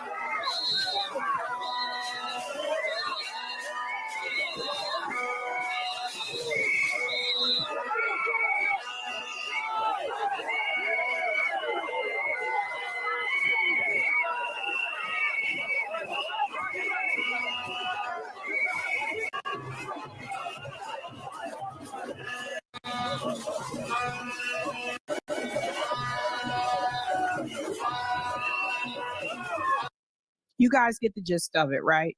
Yeah, that goes on for quite some time. And I just want to go ahead and say this because I think this is something people need to seriously hear. Here's the reality, folks. If the Biden administration does not get a permanent ceasefire before the election, I think Kamala Harris could lose in November. She gonna lose. They don't If the Biden administration does not get a ceasefire before the election, I think Kamala Harris can lose in November. And I say that because, again, when you look at the swing states, and I know the polls are showing like she's ahead in some of these swing states now. I see that, but it's not November yet. There also haven't been any debates between Trump and Kamala yet. So just keep that in mind. And also, depending on who, this might make a difference too, depending on who Jill Stein announces as her VP, that could make a difference, especially if she announces someone from the Arab community. We don't know. We'll have to wait and see about that. Because see, the reality is, I think that Joe Biden basically tried to just drag this out. I don't think Joe Biden ever really wanted to try to give Palestinians some type of self-determination. I don't think that's what he wanted to do. He said he was a Zionist. He said he supported Israel 100%. So I never, ever thought he was even going to try to go, in that direction. And I think he thought he could just prolong this as long as he wanted to do. And, if he didn't even believe that he was tanking in the polls. Remember, during the interview with George Stephanopoulos, he didn't believe it. He didn't believe what the polls were saying about his presidency. So again, I don't think he really had any plan moving into that type of direction. So I think what the Democratic Party is trying to do, at least the Kamala Harris campaign, they are trying to say that we need a ceasefire. They're talking about a temporary ceasefire. They're going to keep saying that to get people to come out and vote for Kamala Harris. But if there isn't a ceasefire by the time of the election, that could actually hurt Kamala Harris. We don't know. We'll have to wait and see for sure with the numbers, because there's also this possibility of this back and forth with Israel and Iran. Remember, Iran has not issued the retaliatory strike yet. We don't know if they're still going to or not, but it could happen. And if this war continues to escalate and you end up with a Middle East regional war where there's conflict back and forth between Iran and Israel, then you could possibly have the Democrat leadership asking Joe Biden to step down. They could do this by the 25th Amendment, by the way. And then Kamala Harris would slide into that position. And then she would be the current sitting president. And then she could still lose in November if she doesn't turn that around. Either way, I think it has been very clear that Kamala Harris is not good on foreign policy. We've seen this in a number of interviews. And that's another thing I think people need to be paying attention to.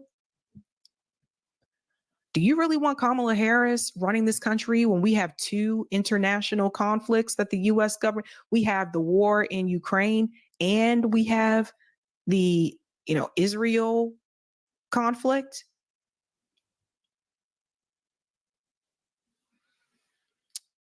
No, but they're saying ceasefire.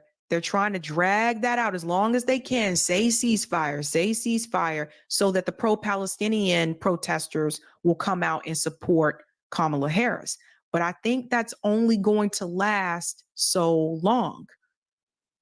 The closer we get to November, if this is still continuing, I don't know, man.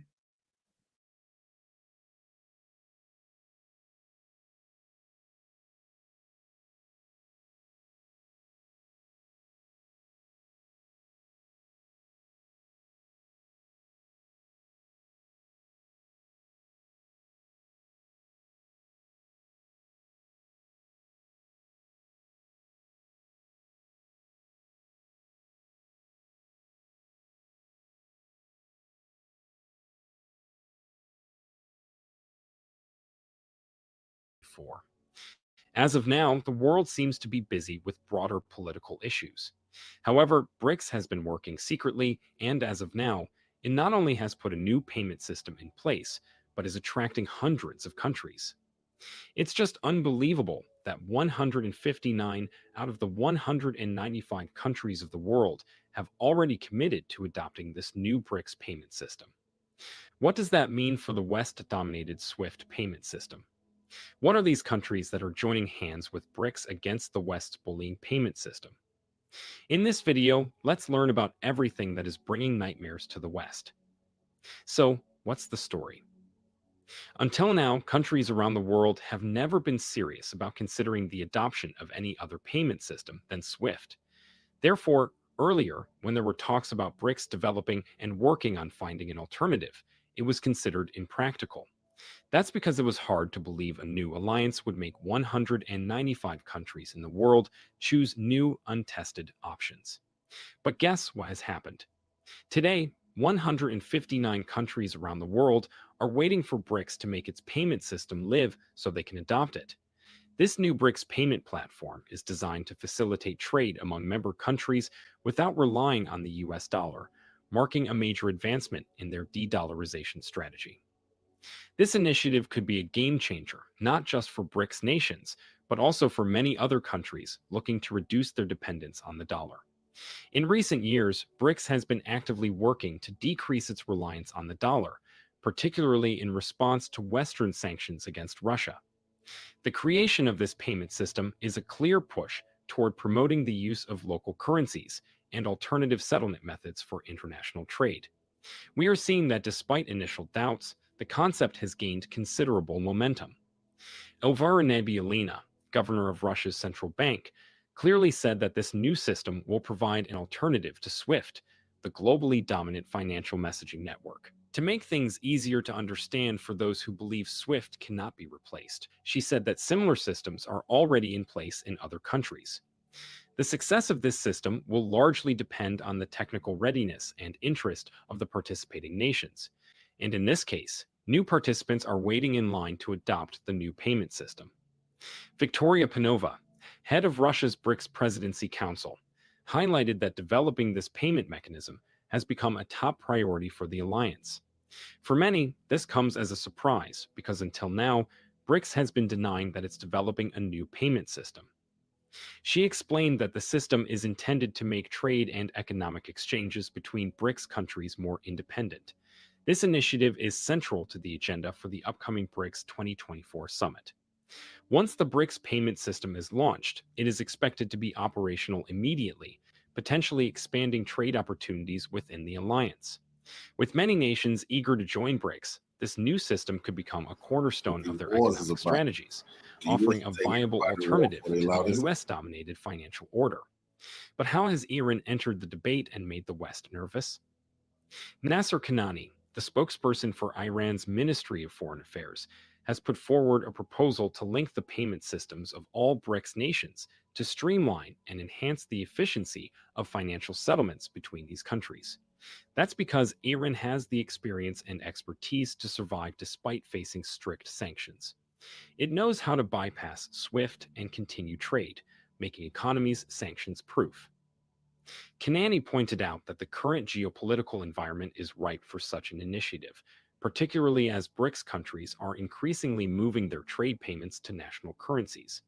Therefore, Iran is pushing for a deeper integration of the economic systems within the BRICS bloc. The proposed plan involves connecting the existing payment systems of these nations, which would allow for smoother and more seamless financial transactions across the bloc. After this, the payment infrastructure will be expanded and more countries will be added. In a recent press conference, Kanani highlighted the successful integration of the Russian and Iranian payment systems as a model that could be expanded across the entire BRICS bloc. He emphasized that the conditions are already in place to advance this initiative and noted that Iran has formally suggested to Russia that this payment system integration be extended to all BRICS countries. But what is this payment system that even the Western allies cannot ignore? Here's a reminder to please like and share the video and subscribe to our channel to watch more videos on Africa's geopolitics, economy, and changing landscape. Let's continue now. Even if the names of the 159 countries willing to adopt BRICS' new payment system have not been revealed, it's obvious that they include Western allies. According to statements from different meetings between BRICS members, the new payment system is being referred to as the BRICS Bridge. It is being designed to facilitate cross-border transactions without the need for the US dollar. This initiative seeks to enable trade settlements in local currencies, reducing dependence on the dollar and potentially replacing the US-controlled SWIFT system. The proposed payment system would function independently, allowing member nations to conduct trade using their own currencies, challenging the traditional dominance of the US dollar and the Western SWIFT system. As of now, progress is being made, with ongoing discussions among central banks and finance ministries across all BRICS countries, including the newly joined members. And what will happen if these 159 countries adopt BRICS' new payment system? Put simply, it will be the end for SWIFT and the dollar. The West's global dominance has long been built on its control over the international economy, with two key tools at its core: the SWIFT payment system and the US dollar.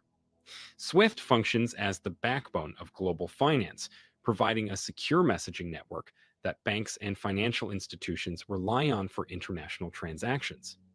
Connecting over 11,000 institutions in 195 countries, SWIFT is central to the global economy.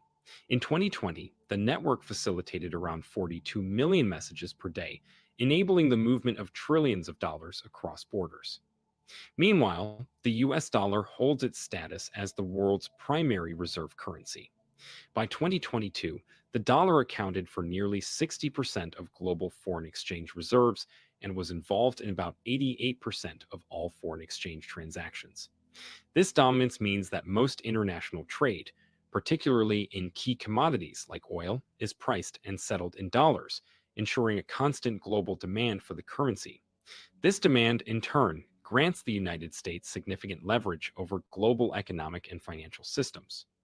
These tools have allowed Western nations, especially the United States, to wield significant influence over global financial systems, often leveraging economic sanctions to advance their geopolitical goals. It can put sanctions on any country it wants, without getting approval from anyone. And it's quite ironic. In reality, countries using the dollar and SWIFT are actually doing the United States a favor. However, the United States uses it as leverage because countries do not have any alternative to SWIFT until now. When the West imposes sanctions, cutting off a targeted country's access to the SWIFT network is often one of the most effective measures. This move essentially freezes the country's assets and prevents it from engaging in international trade. This can cripple its economy. For instance, after Russia annexed Crimea in 2014 and later invaded Ukraine in 2022, the West imposed severe sanctions that included disconnecting some Russian banks from SWIFT. This significantly disrupted Russia's ability to conduct international financial transactions and trade.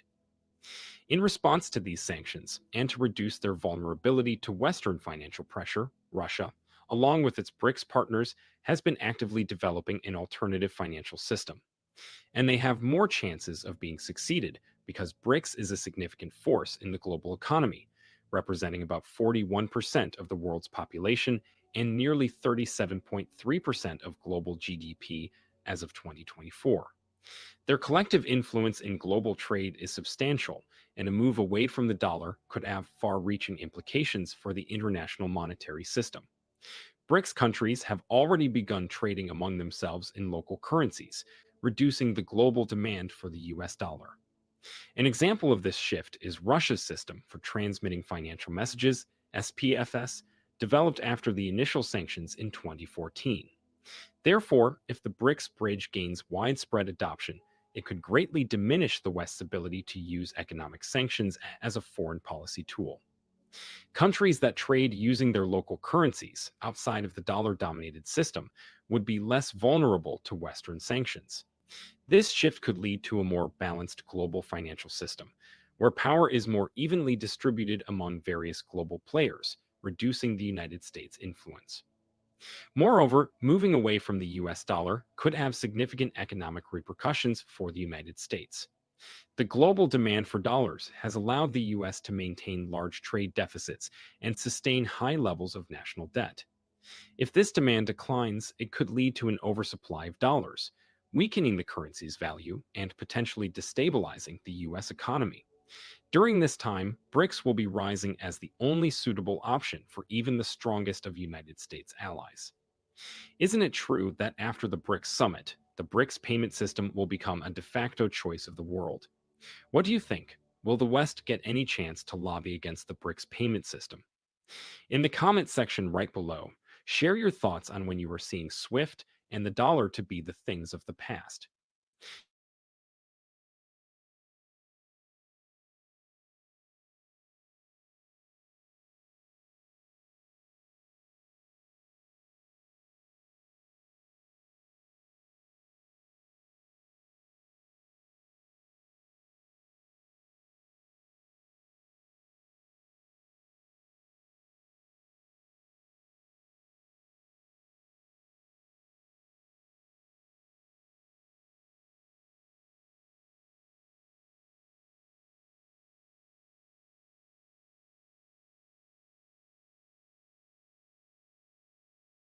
Everyone, and welcome to Geopolitical Trends, where truth matters. Well, China no longer buys oil from the United States. How bad is this for the US energy market? Is this just the beginning? In this video, I am going to provide you with my own analysis about these developments and place it for you within the economic and geopolitical context. In recent years, China has strategically redirected its oil imports away from the United States, increasingly sourcing from... They have to do that now because when the shooting start, the U.S. could cripple your war machine if they stop the oil that's coming to you. So Saudi Arabia China been getting this ready. That's why they're dealing with Iran. That's why they're dealing with Saudi Arabia. That's why they're trying to get the peace in the Middle East to secure the oil, because no war can go on without you need oil for your war machines. Global South, particularly BRICS countries, among them Russia, Brazil, Iran, Saudi Arabia, and United Arab Emirates, among others. A lot of revenue from the significant transition aligns with China's broader geopolitical and economic objectives, aiming to secure a more diversified and resilient energy supply chain, while at the same time strengthening ties with emerging economies. This shift not only underscores China's quest for energy security, but also highlights its efforts to reduce dependency on the US supplies amidst escalating trade disputes and, of course, political tensions. So how does the geopolitical landscape look like? Well, the trade disputes and political tensions between China and the United States have made reliance on American oil more precarious. The US-China trade war, characterized by tariffs and sanctions, has underscored now the risk associated with dependency on US energy supplies. In response to this, China has sought to diversify its sources of oil imports, thereby reducing its vulnerability to any single supplier. This strategy ensures greater energy security and stability, which are critical for sustaining China's growing economy. Moreover, the US sanctions on various countries and firms involved in the oil trade can complicate transactions, prompting China to seek more stable and reliable partners in the global south. And since the US does not honor its agreements and commitments anymore, there is no telling when the US might flip on any given country, including allies or even China for that matter.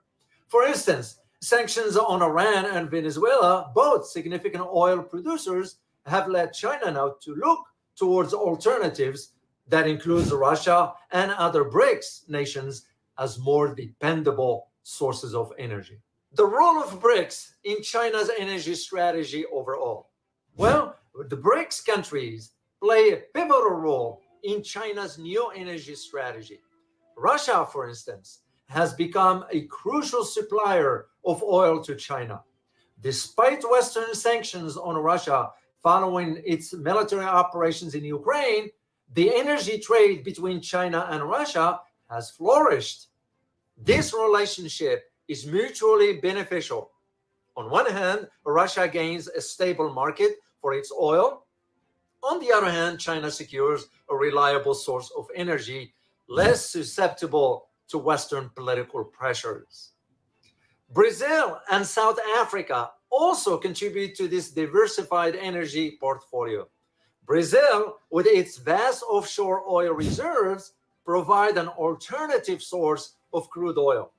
South Africa, while not a major oil producer, offers a strategic partnership within the BRICS framework, enhancing China's access to various resources across the African continent. What are the economic implications of diversification, you may ask?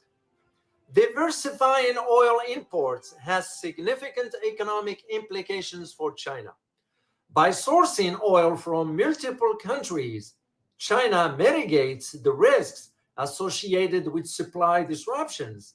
This diversification helps stabilize domestic oil prices, ensuring consistent energy availability for its industries and consumers. Moreover, trade with the global south is often conducted in a non-US dollars, further advancing the trend towards de-dollarization. Speaking of de-dollarization, it is a critical aspect of China's economic strategy. By conducting trade in currencies other than the US dollar, China reduces its exposure to exchange rates, fluctuations, and US financial sanctions.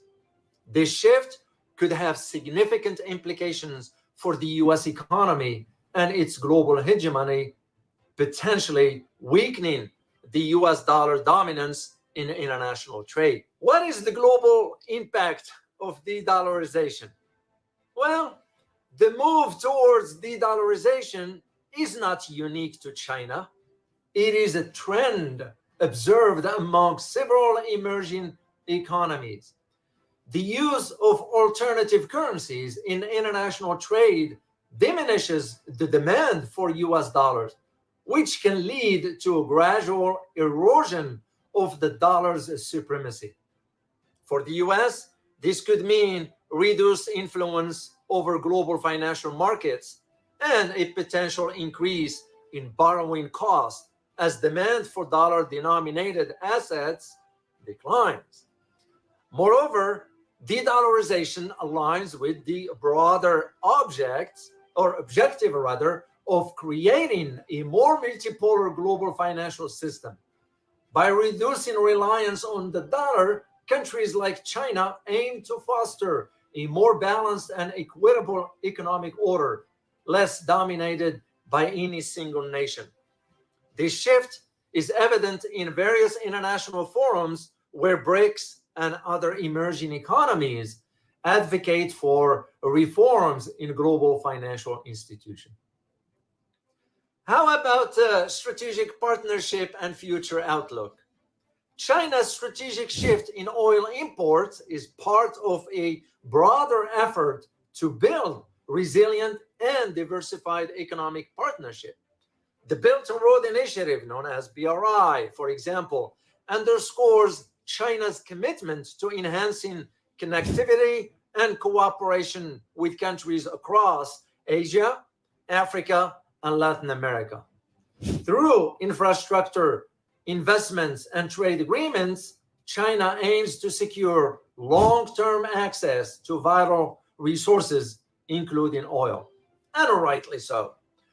Looking ahead, this strategy is likely to continue shaping China's foreign policy and economic engagements. The focus on the global south and BRICS countries will further deepen as China seeks to strengthen its position in the global energy market. This approach not only supports China's energy security, but also reinforces its role as a key player in the evolving multipolar world order. Here is my conclusion for you, because I like to keep it short and concise. China's strategic shift in oil imports from the United States to global south, particularly BRICS countries, reflects its broader geopolitical and economic objectives. This move enhances China's energy security, reduces its dependence on US supplies, and advances the trend towards de-dollarization. By diversifying its sources of oil and fostering robust economic partnership, China aims to build a more resilient and stable energy supply chain. The implications of this shift are profound, both for China and the global economy. For China, it means greater stability and security in its energy supply, essential for sustaining its economic growth. For the global economy, this move signals a potential shift in the balance of power, challenging the dominance of the United States dollar and fostering a more multipolar financial system. As China continues to navigate the complexities of global energy markets, its strategy will likely influence international trade dynamics and reshape the geopolitical landscape. The future of global energy security and economic stability will increasingly depend on the interaction between major powers and emerging economies. This underscoring the importance of strategic diversification and resilient partnerships. If you like this video, please hit that like button.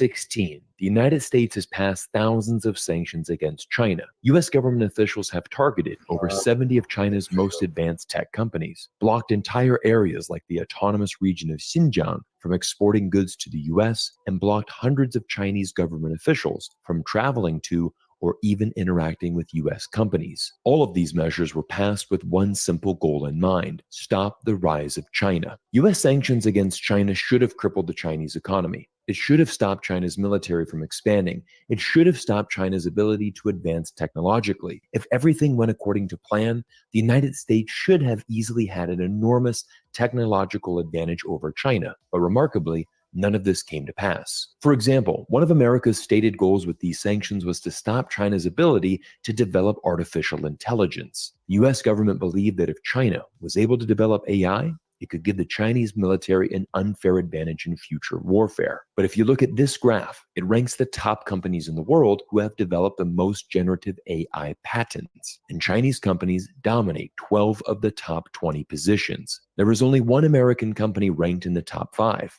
And that's IBM, which owns 601 patents respectively. But Chinese companies represent the other 4 positions in the top 5. And together, these companies combine for over 5,400 AI patents alone. Whether you like it or not, China and the US are both technology powerhouses. And despite US politicians' best efforts to stop China's rise, the Chinese have found a way to not only survive, but thrive. China's phenomenal turnaround was highlighted in a recent Wall Street Journal article entitled, "The US Wanted to Knock Down Huawei. It's Only Getting Stronger." And inside this article, it reveals an incredible 3-step strategy that China used to not only survive the harshest of America's sanctions, but completely revitalize its tech industry and set the country up for future success. Let's break down each of these 3 strategies in today's video and reveal the real reason why American sanctions on China failed. There is no greater case study of China's 3-point strategy than studying the rise, fall, and dramatic comeback of Huawei, China's most prolific tech company. Huawei's story is incredible, and illustrates the hard work and determination of the Chinese people to overcome any obstacle. Huawei was founded by a Chinese entrepreneur, Ren Zhangfei, who was a former Chinese army soldier who started importing foreign telecom equipment into China. Ren, who was an engineer by training, started making his own equipment and launched Huawei in 1987 from his studio apartment in Shenzhen. Over the next 3 decades, Huawei would become one of the world's most important telecom manufacturers. By 2010, 80% of the world's top 50 telecom companies worked with Huawei selling its products to over 170 countries around the globe. It seemed like nothing could stop Huawei, but the US government decided to give it their best shot. On December 1st, 2018, Meng Wanzhou, the daughter of the Huawei founder, was arrested by the US government while transferring planes at the Vancouver International Airport in Canada. She was charged with violating US sanctions by selling equipment to Iran and was held under house arrest for 3 years in Canada. During this time, the US government launched a full-force attack on Huawei, and overnight, the US government passed sanctions forbidding any US company to work with Huawei, and the US government even convinced most of Europe to follow America's lead and stop working with Huawei. To be honest, the US sanctions were incredibly effective. Huawei was forced to sell its main smartphone brand because it couldn't access advanced microchips. By 2021, revenues declined by more than 30%. By 2022, net profits collapsed by 70%. Ren Zhangfei, the Huawei founder who grew up admiring the United States, now realized his company was fighting for its life. He issued a memo to Huawei employees stating, "In the past, we chased the ideal of globalization, determined to serve mankind. What are our goals now? It's to survive. We will make money wherever we can." This statement marked a turning point for Huawei. And here was the first strategy on how China is surviving US sanctions. Instead of exporting around the world, China has shifted to domestic consumption. Once again, Huawei is an excellent case study to examine. After the US government sanctioned the company and destroyed its revenue, Huawei began developing entire new industries. It helped build the world's most advanced shipping port in Tianjin. It started using its 5G network to advance the coal mining industry in China, and even expanded to the booming EV industry, something even Apple has not done yet. And as this graph illustrates, within 5 years, Huawei was able to shift its revenue sources dramatically. Today, nearly 70% of Huawei's revenues come directly from mainland China, as the company has expanded its reach into a multitude of new industries. And here is where the second strategy for China comes into play, because Huawei used these American sanctions as fuel and portrayed itself as a national champion that prioritizes serving the needs of China. As you can imagine, this branding would go on to become very popular within China, helping Huawei expand and become even more popular amongst Chinese nationals. After 3 years of house arrest, the US government eventually would go on to drop all charges against Meng Wanzhou. Overnight, the founder's daughter was sent on a plane back to China, and when she emerged on the Chinese runway in September 2021, she expressed her gratitude and said something that immediately solidified Huawei's deep connection to the Chinese people and country. Over the last 3 years, I've come to understand this better. An individual's fate, a corporation's fate, and the country's fate are all intertwined. Our motherland is our strongest backing. Meng was seen as a national hero in China, someone who stood up against the US government for 3 years, eventually winning her freedom. After Meng's return to China, Huawei continued its impressive turnaround. Huawei sales last year were over $100 billion, twice that of American tech firm Oracle. Huawei is just half the size of Samsung, Korea's leading tech company, but incredibly, Huawei now outspends it on research and development. Huawei once again started producing advanced smartphones, and after trailing Apple sales by double digits in early 2020, the company's smartphone sales have made a resounding comeback. As US companies like Microsoft are reducing their presence in China, once again because of these sanctions, Huawei is now hiring all the former Microsoft engineers to join its expanding workforce instead. Finally, a new report from the Wall Street Journal dropped this week, revealing Huawei is now set to release a new AI chip that will challenge NVIDIA's most powerful AI microchip. Chinese companies like ByteDance, Baidu, and China Mobile are already in discussions to buy the chip, and what we are witnessing here is Chinese companies coming closer to support each other and find ways to collaborate and overcome these US sanctions. In a public speech last year, Ren Zhangfei, the Huawei founder, recalled that one of his executives stated, America doesn't understand that with this blow, they are turning the biggest supporter of the US into his largest detractor. It's a powerful quote and shows what a missed opportunity the United States made with China. The two nations have been trading partners for over 50 years, and the relationship has produced incredible results for both nations. But the old adage of what doesn't kill you makes you stronger seems to apply perfectly in this situation for both Huawei and China, who have overcome seemingly every challenge the US government has thrown their way. But now it's time to reveal China's third and final strategy to overcome US sanctions, and that is government support to any industry or company deemed crucial to the future development of China. This case study of Huawei is once again a prime example. Over the years, the Chinese government has handed out subsidies, tax credits, and government contracts to rally support behind Huawei. Quite simply, because the future of China's development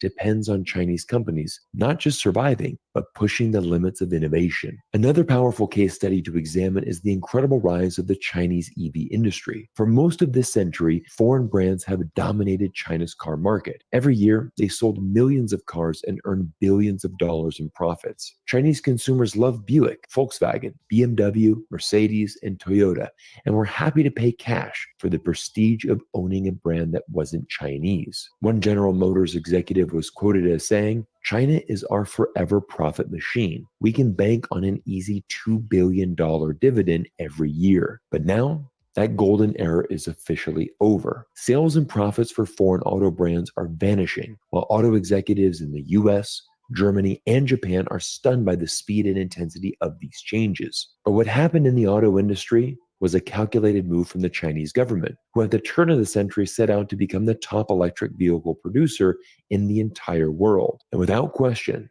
the Chinese government has helped achieve this goal. Just last month, for the first time in history, more than half of the passenger vehicles sold in China were new energy vehicles, reaching 879,000 units, a year-on-year increase of 37%. This marks the first time new energy vehicles have surpassed fuel vehicles in monthly sales in China and shows how mainstream EV vehicles have become, and that fuel cars are now the minority in China. Once again, the Chinese EV industry was fueled directly by the Chinese government, who gave out subsidies and tax credits to both Chinese and foreign companies. I mean, why else would Elon Musk build his gigafactory in China? But before anyone claims this strategy is unfair, it's important to note that this is simply a best practice used by nations around the world, including the United States. When Joe Biden passed the CHIPS Act in August 2022, the US government pledged over $50 billion to the microchip industry in America, helping companies like Intel, Micron, and Texas Instruments. The CHIPS Act even helped persuade Taiwan's TSMC, the largest and most important microchip producer in the world, to invest billions of dollars in building a new factory in Arizona. But moving forward, we will see increased support from both the Chinese and US governments as sanctions, trade wars,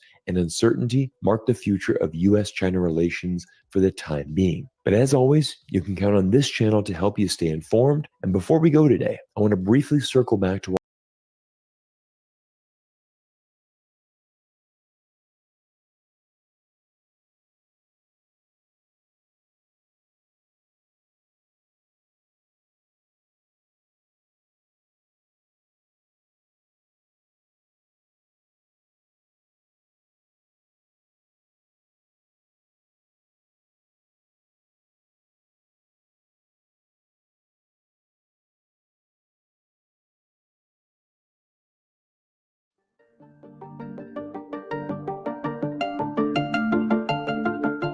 Hello, everyone. Thank you for tuning in.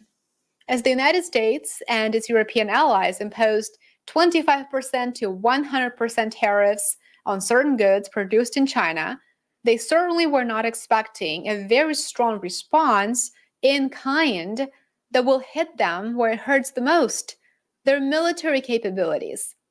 China just announced that it is banning exports of the essential raw material of antimony. This new ban is in addition to the existing ban on exports of gallium and germanium that was announced a little bit more than a year ago.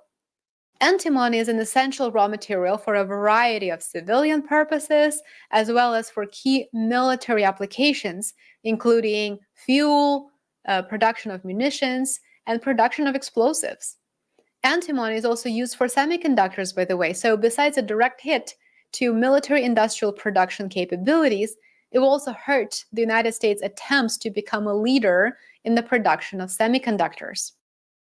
The export control will help China, on the other hand, to establish a certain degree of dominance on the commodities market and to counter Western economic sanctions and trade barriers. The United States imports antimony from China and then uses those imports for military production purposes. China is virtually in full control here, as we all understand, in this particular case with the access to antimony, as it's able to tighten supply of this critical material globally. It underscores the significance of strategic materials. According to the U.S. Trade Commission, for more than 20 years, China has produced a major portion of the world's antimony supply. It produces between 75% to 83% of global raw antimony supply. The country is the top antimony miner. Without a doubt, the ban on exports of this raw material will be consequential, as it will cause prices for this commodity to rise as the supply on the market declines. Countries have been racing to secure access to rare earth minerals and to raw materials for several years now. Right now, it is becoming increasingly obvious that, let's say, certain actors are willing to go as far as to stage a coup d'etat, as was the case in Bolivia several months ago, to secure access to raw materials, for example, lithium in this particular case. Raw materials are a very important piece in the geopolitical chess game. At the moment, China has approximately 32% of global antimony reserves. Besides China, Russia and Bolivia hold large reserves of this raw material as well. The United States does purchase raw materials from Bolivia, so I am expecting to see increased purchases from Bolivia and from other sources. The United States could, in theory, of course, work on alternative production lines to secure its resource independence, but it is a lengthy process, and of course, it requires substantial resources and it requires substantial investments. Both parties, as we know, push to transition to renewable energy resources, Democrats more so than Republicans. And so it's unlikely that we'll see any improvement in domestic production capabilities. According to the U.S. Trade Commission, in recent years, U.S. production of antimony has been solely from recycling, primarily from used lead-acid batteries with no measurable amount mined domestically. Consequently, domestic users, including the military sector, rely on imports for production of end-use products. In 2022, the most recent data that I could find, the United States imported $74 million in antimony, making the United States the second largest importer of this raw material in the world. The top import sources for antimony in the United States were China, $29.4 million, India came in second, $16.4 million, and Oman, $12.5 million worth of imports. Imposing export controls is a logical move, of course, amid the rising geopolitical tensions between the West and China. What it will likely accomplish is a direct impact on Western militaries and their capabilities to increase production for militarization purposes. The restriction to export antimony and antimony-related materials will be in full effect as of September the 15th of this year. It is quite possible that China is also considering imposing controls on exports of other critical minerals and will do so in stages, as it doesn't see Western countries revert back to their prior, slightly friendlier trade policies. China is a clear winner here, as it is the top supplier of more than 30 critical minerals. Even though the Biden administration made every single attempt to impose protectionist measures on Chinese goods and to advertise these measures as tools to prevent China from gaining an upper hand in the manufacturing of semiconductors and other products, for example, Those protectionist measures literally gained nothing but hurt domestic US businesses and consumers. Not only is China winning as a global manufacturing powerhouse, but also it's showing that it has succeeded in a race to secure raw earth materials that are critical for military use, that are critical for the transition to renewable energy, as well as AI, of course, and for semiconductors manufacturing. The United States is becoming increasingly desperate because its own manufacturing base is virtually dead due to a variety of reasons, of course, including strict government regulations, high labor costs, manufacturing inefficiencies due to decades and decades of ignoring the need to invest in our infrastructure. I have an entire video, by the way, on my channel on the role of deindustrialization in the United States, the impact that it's had on the economy, and the disappearance of the middle class in America. I will link that video below if you're interested. Now the United States reportedly is considering further escalating the trade war by imposing unilateral restrictions on China's access to AI memory chips and even equipment that is used in semiconductor manufacturing. Besides its ban on antimony, China made a decision to ban exports of certain oxides, of equipment for processing materials, such as diamonds, and other sources. We're likely to see the US-China competition and trade wars continue, resorting to protectionist measures such as tariffs on those goods that are in extreme high demand here in the United States will put more pressure on our consumers who are already struggling financially. It will also have a negative impact on domestic producers as they face increased input costs and will have to pass those increased costs to their consumers. Overall, the trade war deepens global market fragmentation, with emerging markets being affected as well. Thank you for watching. I hope that this video was interesting.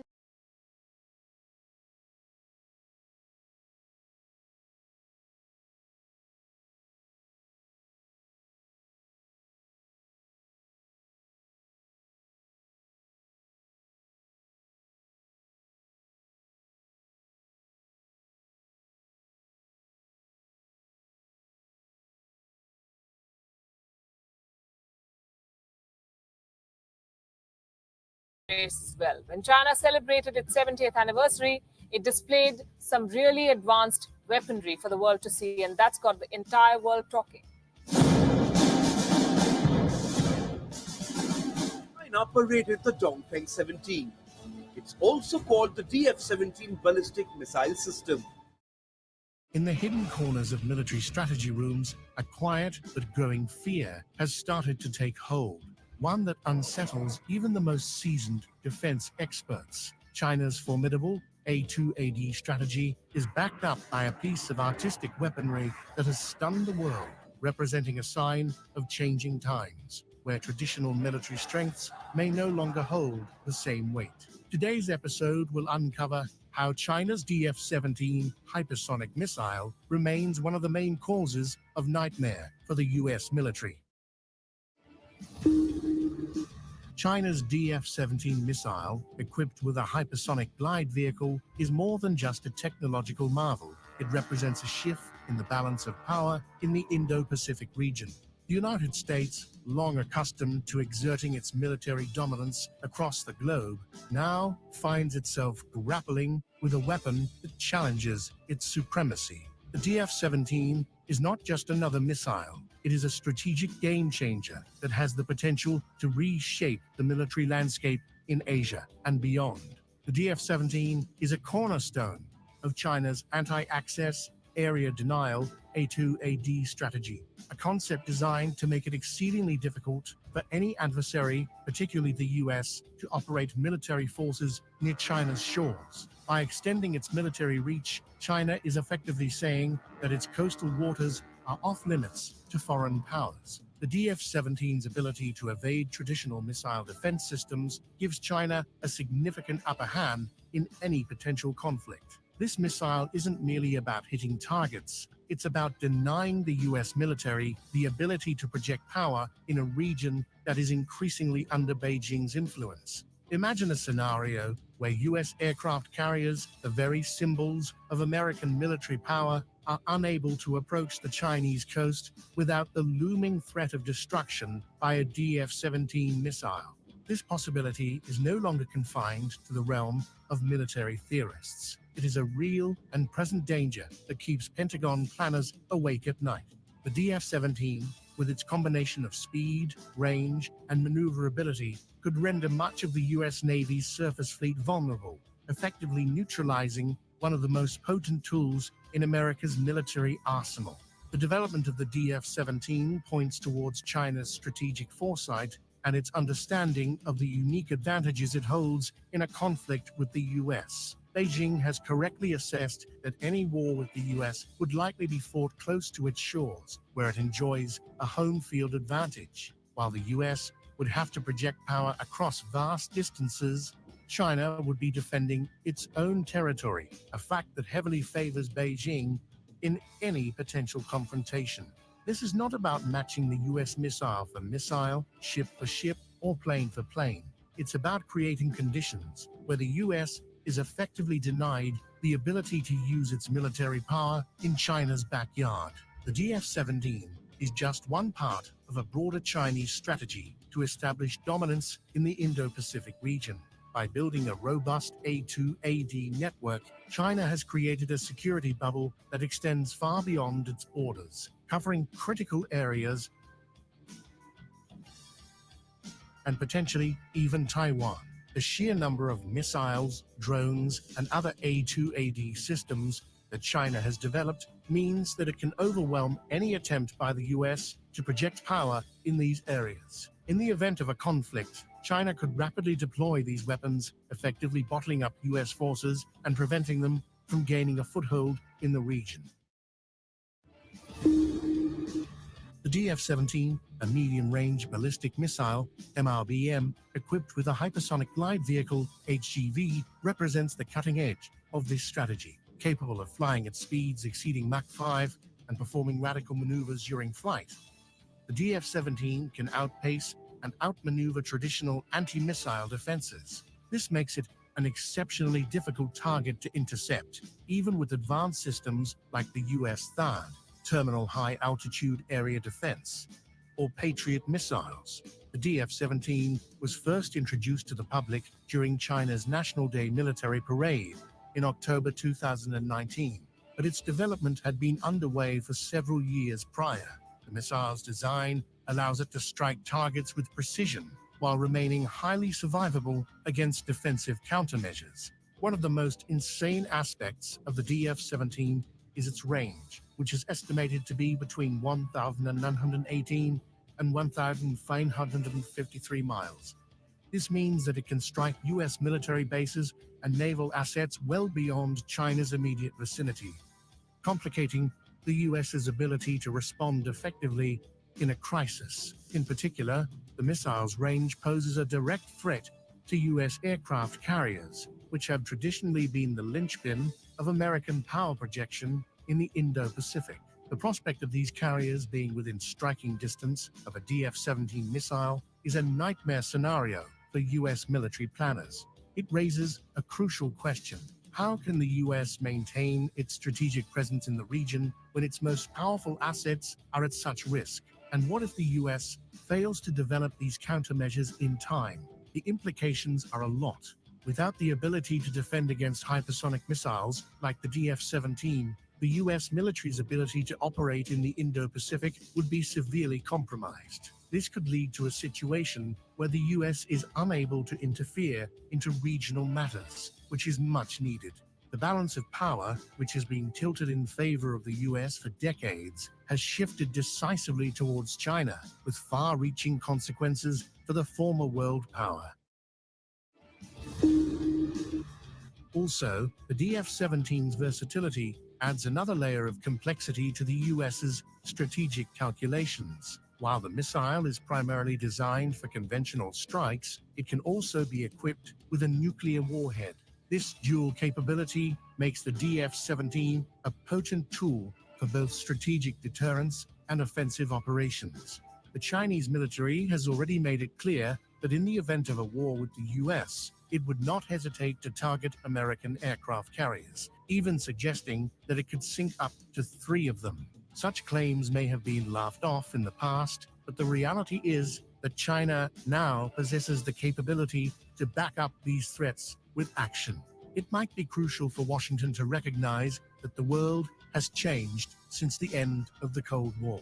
The unipolar moment, where the US stood unchallenged as the world's sole superpower, is over. The rise of China, coupled with the relative decline of American influence, has created a new multipolar world order where power is more evenly distributed. The DF-17 is a stark reminder of this new reality. It is a weapon that reflects China's growing confidence and its willingness to challenge the US in areas that were once considered American spheres of influence. The DF-17 is not just a missile, it is a message from Beijing to Washington. It says that China is no longer content to play a subordinate role in the international system. Instead, it is determined to carve out its sphere of influence and protect it with the most advanced military technology available. But all in all, the DF-17 represents a fundamental shift in the military balance of power in the Indo-Pacific. It challenges the US's ability to project power in a region that is increasingly dominated by China. The missile's advanced capabilities, combined with China's broader A2AD strategy, make it a formidable weapon that could tip the scales in any future conflict. With much about how China's DF-17 hypersonic missile remains one of the main causes of nightmare for the US military covered, it is time to wrap this one up. If you have any topics in mind, comment below and we will cover them for you. As always, subscribe to never miss out. This is Race to Space, and we will see you in the next one.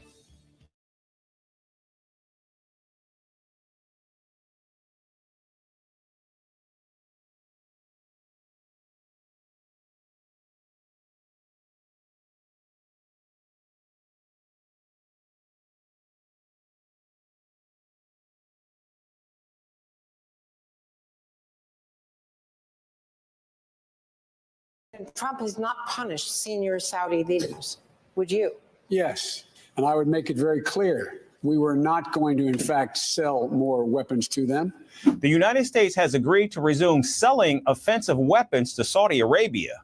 We were going to, in fact, make them pay the price and make them, in fact, the pariah that they are. Citing bureaucratic hurdles, diplomatic procedures, and geopolitical considerations, the United States will now sell precision-guided bombs and missiles to Saudi Arabia. While we're talking about the ongoing media furore and propaganda campaign that surrounds the ascendancy of Kamala Harris, you know that there are still wars on. You know that there are still parades, Taliban parades, made up of, well, there's no nice way of saying it, weapons that were left there by the botched departure, augured and augmented by Joe Biden. Remember that guy blown away from the dust of history? Did he resign? Did he resign? What amendment was evoked? How come Kamala Harris? Was there an election for Kamala Harris? Was she endorsed? What are the policies? Does she do press conferences? Does she do interviews? So many questions. But don't we just love, instead of policy, an enjoyable parade? Here's a Taliban parade in Afghanistan where $85 billion worth of military equipment is on display. It was left there by the Biden and Kamala Harris administration. But, you know, a parade's a parade. And maybe it's not the Macy's Christmas Day parade, but it's still enjoyable.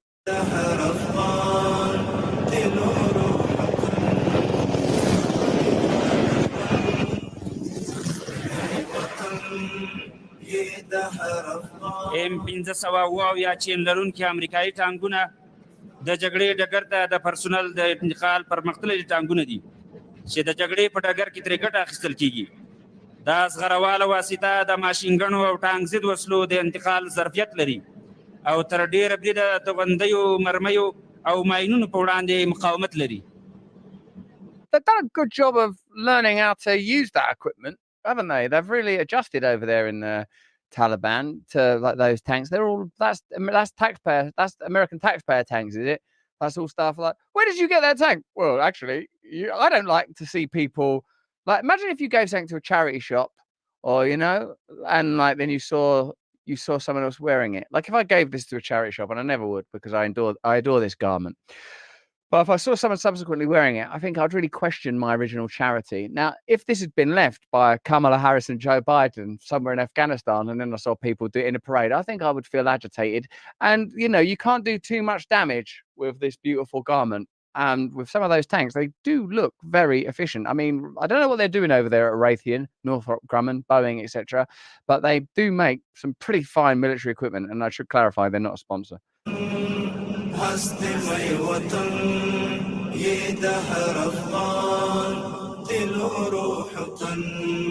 And that music's actually quite beautiful. It's a very beautiful piece of propaganda, albeit rather expensively achieved at the expense of the American taxpayer.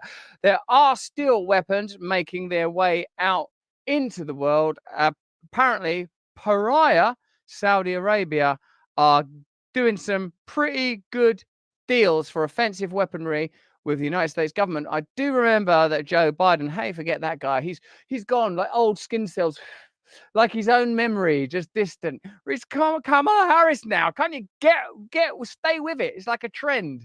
What is it? Is it like Pogs or Pokemon Go or whatever? Like, do people don't bother with pop stars now? Do they? The culture can't accommodate them. Regardless, the fact is that promises of yesterday are of as much value as Joe Biden's memories. Saudi Arabia are being sold weapons now. As tensions with Iran increase in the region, the United States has agreed to resume selling offensive weapons to Saudi Arabia. In 2021, the Biden administration placed an arms embargo on the Saudi kingdom after accusing Riyadh of human rights violations in the war against the Yemen-based Houthis. However, Washington says that Riyadh remains one of its most dependable allies in the region. Citing bureaucratic hurdles, diplomatic procedures, and geopolitical considerations, the United States will now sell precision-guided bombs and missiles to Saudi Arabia. Oh, no. Mind you, I mean, civil rights and human rights violations are getting pretty common. And me, as a person living in the UK, I can hardly condemn any other regimen for being authoritarian or violating human rights. And thank God I'm on Rumble, or I wouldn't even be able to say that without potentially being jailed. So there you have it. Hey, but that's just what I think, guys. Let me know what you think in the comments and the chat. We can't continue to bring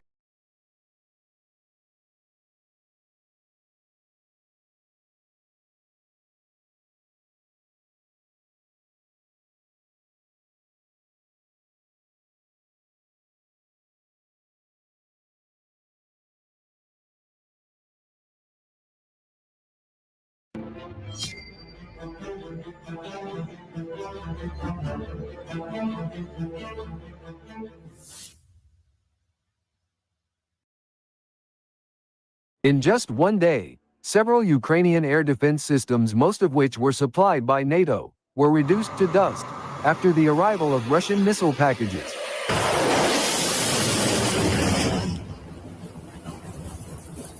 The Russian Defense Ministry summarized and released footage on August 17, 2024. In the first episode, the crew of the Ukrainian air defense system moves the S-125 Pechora 2D to Ryabina in the Sumy region. It is unclear where Ukraine got the rare system that modernized by Poland, but there is a complete launch system here. The S-125 was intended to counter Russian aircraft, but the Russian Su-34 tactical bomber was more powerful and dealt a crushing blow. It was a very precise hit by the Kh-35 guided missile, which destroyed the military hardware.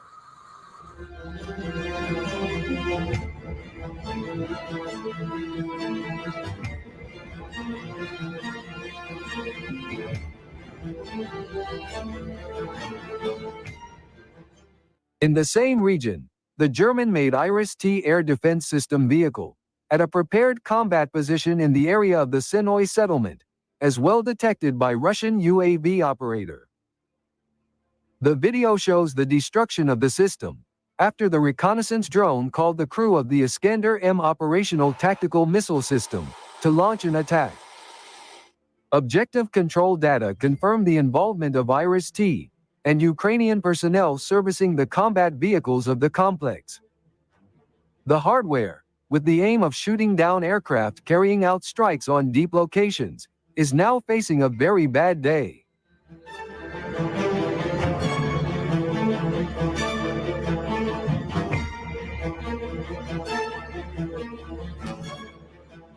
In the Dnipropetrovsk region, Russian reconnaissance units discovered the positions of the American Patriot Air Defense System Battalion, near Lubomovka. Iskander-M missiles once again did their job, launching a strike on the discovered positions. As a result, each system consisting of 2 Patriot SAM launchers and 1 AN MPQ-65 radar station was destroyed. Meanwhile, another Patriot system was hit by cluster submunitions from Iskander missiles near Zalobak. The distance to the front line is about 130 kilometers. The zone of special military operations has changed dramatically. Ukraine and the Western countries have suffered billions of dollars in losses, having lost a large number of air defense systems, and will not be able to restore their combat capability after these losses in the near future.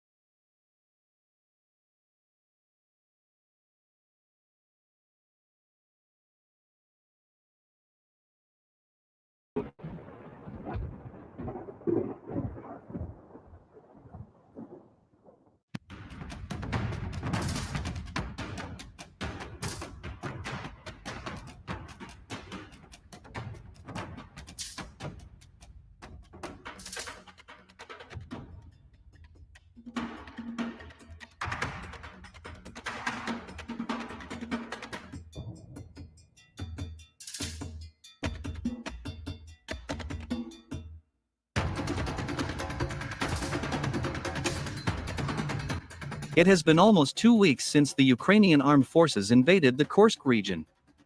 Analyzing the fighting in this Russian region, many independent military experts and analysts concluded that the Ukrainian High Military Command did not expect the armed forces of Ukraine to receive such a fierce rebuff from the Russian army in the Kursk region.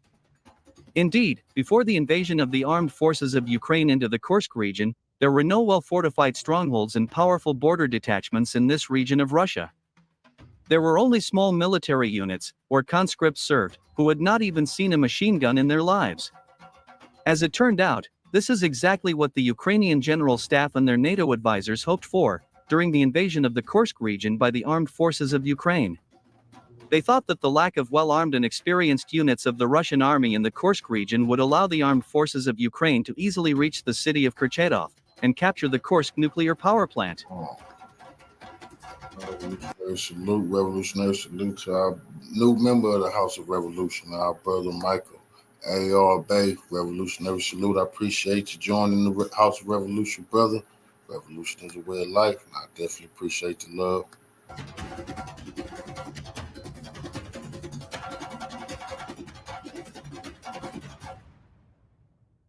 At the beginning of the invasion, everything went well for the armed forces of Ukraine. They broke into the Kursk region and scattered through this region like cockroaches, capturing dozens of ordinary conscripts. However, their fun did not last long. General Staff of the Armed Forces of the Russian Federation managed to react in time and quite professionally to the invasion of the armed forces of Ukraine into the Kursk region.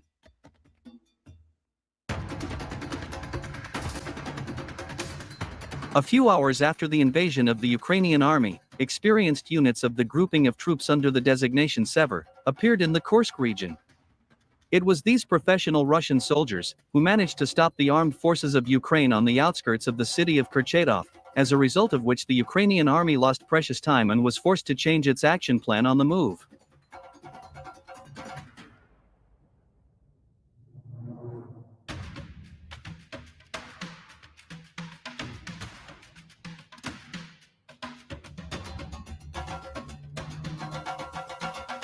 Later, fighters from the Spetsnaz Akhmat also appeared in the Kursk region, as well as the so-called combat musicians from the PMC Wagner Group. All this led to the fact that the offensive of the armed forces of Ukraine in the Kursk region was completely stopped. And unfortunately for the Ukrainian General Staff and its NATO advisors, the Russian generals did not even need to transfer experienced units of the Russian army from the Special Military Operations Zone to the Kursk region, as a result of which the offensive of Russian troops in the Donbass not only did not weaken, but even intensified.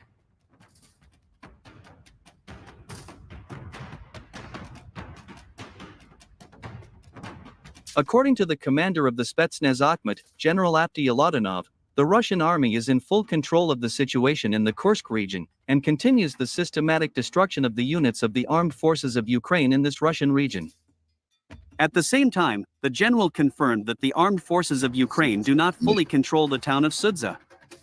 However, despite the official statements of such a high-ranking officer of the Russian army, Ukrainian propagandists continue to claim that the situation in the Kursk region is still far from stabilization, and that the city of Sudza is allegedly under the full control of the Ukrainian army.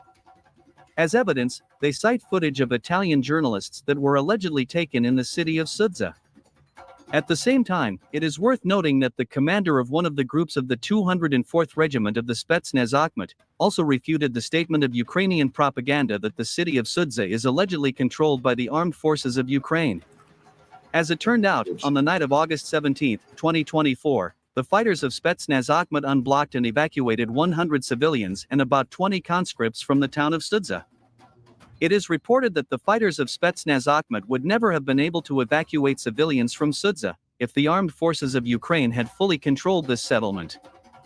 By the way, even the Ukrainian Telegram channels admit that the city of Sudza is not fully controlled by the armed forces of Ukraine.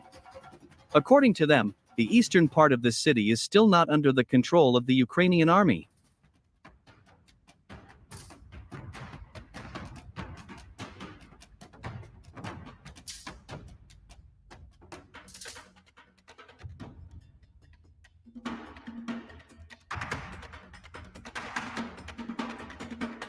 Ukrainian Telegram channels recognize that the offensive potential of the armed forces of Ukraine in the Kursk region has completely exhausted itself, and now the main task for the Ukrainian army is not to advance deep into Russian territory, but to hold its positions on occupied territories. Many Ukrainian military experts justify the failures of the armed forces of Ukraine in the Kursk region by the fact that the Ukrainian army faced not ordinary units of the Russian army, but the best and most combat-ready units of the Army Special Forces.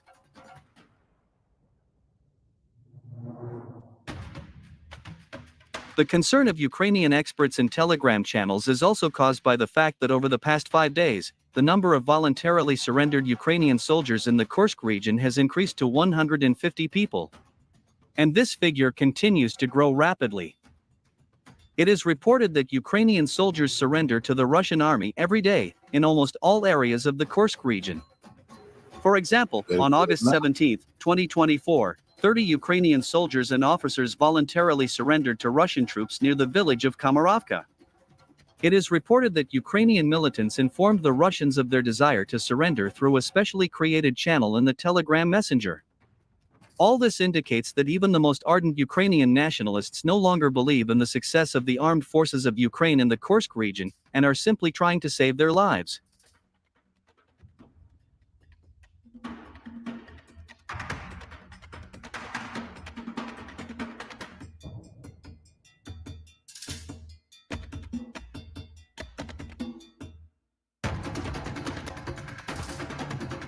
Against this backdrop, many Ukrainian independent military bloggers and some influential Russian Telegram channels said that NATO sent into action its special units in the Kursk region.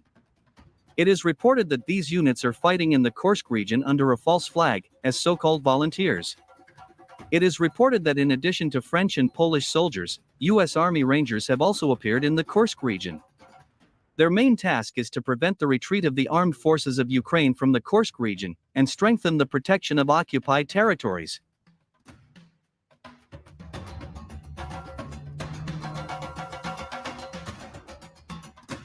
The fact that American soldiers are directly involved in the attack on the Kursk region is evidenced by the footage of the destruction of the HIMARS multiple launch rocket systems. Over the past 2 days, Russia has destroyed 3 HIMARS missile systems that shelled the Kursk region in non-stop mode. Sources in the Russian military department noted that these missile systems were operated exclusively by active duty soldiers and officers of the U.S. Army. It is reported that over the past 2 days, the U.S. Army has lost 8 of its military specialists who operated HIMARS missile systems in the Kursk direction of the front. Now, we know in a few days they're going to tell us some U.S. soldiers died in a training exercise somewhere. Lies.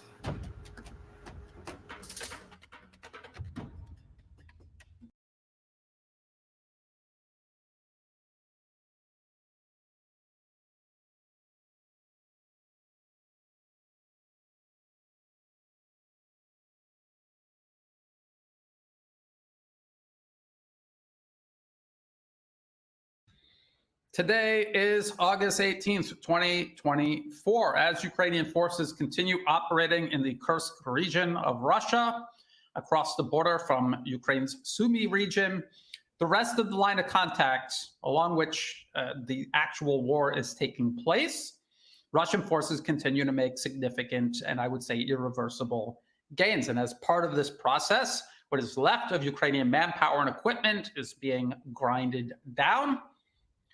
Manpower and equipment that at this point cannot be replaced. Let's look at the map. This is liveuamap.com. It is a pro-Ukrainian map. Let's look at the actual line of contact and Russian gains along it. And then let's look at the incursion into Kursk. And the nature of fighting taking place in these different areas is entirely different. It is not comparable. So let's look, first of all, the actual line of contact extends from southern Ukraine, the Kherson region, across Zaporozhye, through the Donbas region up to Kharkov, Kupiansk and Kharkov. We also have this front that Russia had opened up north of Kharkov city. And we remember when Russia opened up this front north of Kharkov, Ukrainian military intelligence admitted they did not have enough forces to fight the Russians in Kharkov and also hold places like Chasiv Yar. And then even further north, this is where Ukraine launched its incursion into Kursk. And this is the territory this map is indicating at least Ukrainian forces are operating in. It is far from territory Ukraine has actually seized and consolidated control over. And this is, again, right across from Sumy region. Now, the nature of fighting in Kursk is entirely different than the nature of the fighting along the line of contact. Ukraine picked this area for, among other reasons, the fact that it was less defended than other areas along, first of all, the line of contact and elsewhere along the border. Another reason, as Alexander Mikurus from the Duran had pointed out, was that there was a nuclear power plant located right here next to this body of water. This body of water actually aids in the cooling of the nuclear power plant, Kursk nuclear power plant. You can see how the incursion is almost aimed directly at the nuclear power plant. But it is very unlikely they're going to reach it at this point. They had made the progress that they had made, and they have not really managed to get much further than that. They made the progress that they did because there weren't Russian forces in the area to stop them. Now that the incursion has been ongoing, Russia is mobilizing forces and reserves. They're moving them into the area. They will first match the troop level and equipment, the type of equipment that Ukraine has brought in, and then they will exceed it. And once they exceed it, they will begin rolling the Ukrainian forces back, just like they're being rolled back everywhere else along the actual line of contact. Now, the difference between the Ukrainian troop presence in Kursk and the presence along the line of contact is that along the line of contact, Ukrainian troops have been building up defenses in some cases for years, since 2014, actually. They're not capable of building those type of defenses in Kursk. They're also extending themselves beyond Ukrainian territory into Russian territory, stretching their logistics, stretching all the actual capabilities Ukraine needs to sustain military operations in a way that is simply unsustainable. If they cannot even hold their line of contact, there is no way they can sustainably hold territory they have seized inside Russia. Now, along the line of contact, let's just say outside Donetsk city and Avdiivka, Avdiivka having been the front line as of January this year. We can see how far Russian forces have extended since then. The salient extending out towards Pokrovsk. If we use the timeline feature of this live map, and we go back to, say, August 1st, we can see how much progress Russian forces have made towards Pokrovsk. This is August 1st, and this is August 17th. And if we go a little bit further north,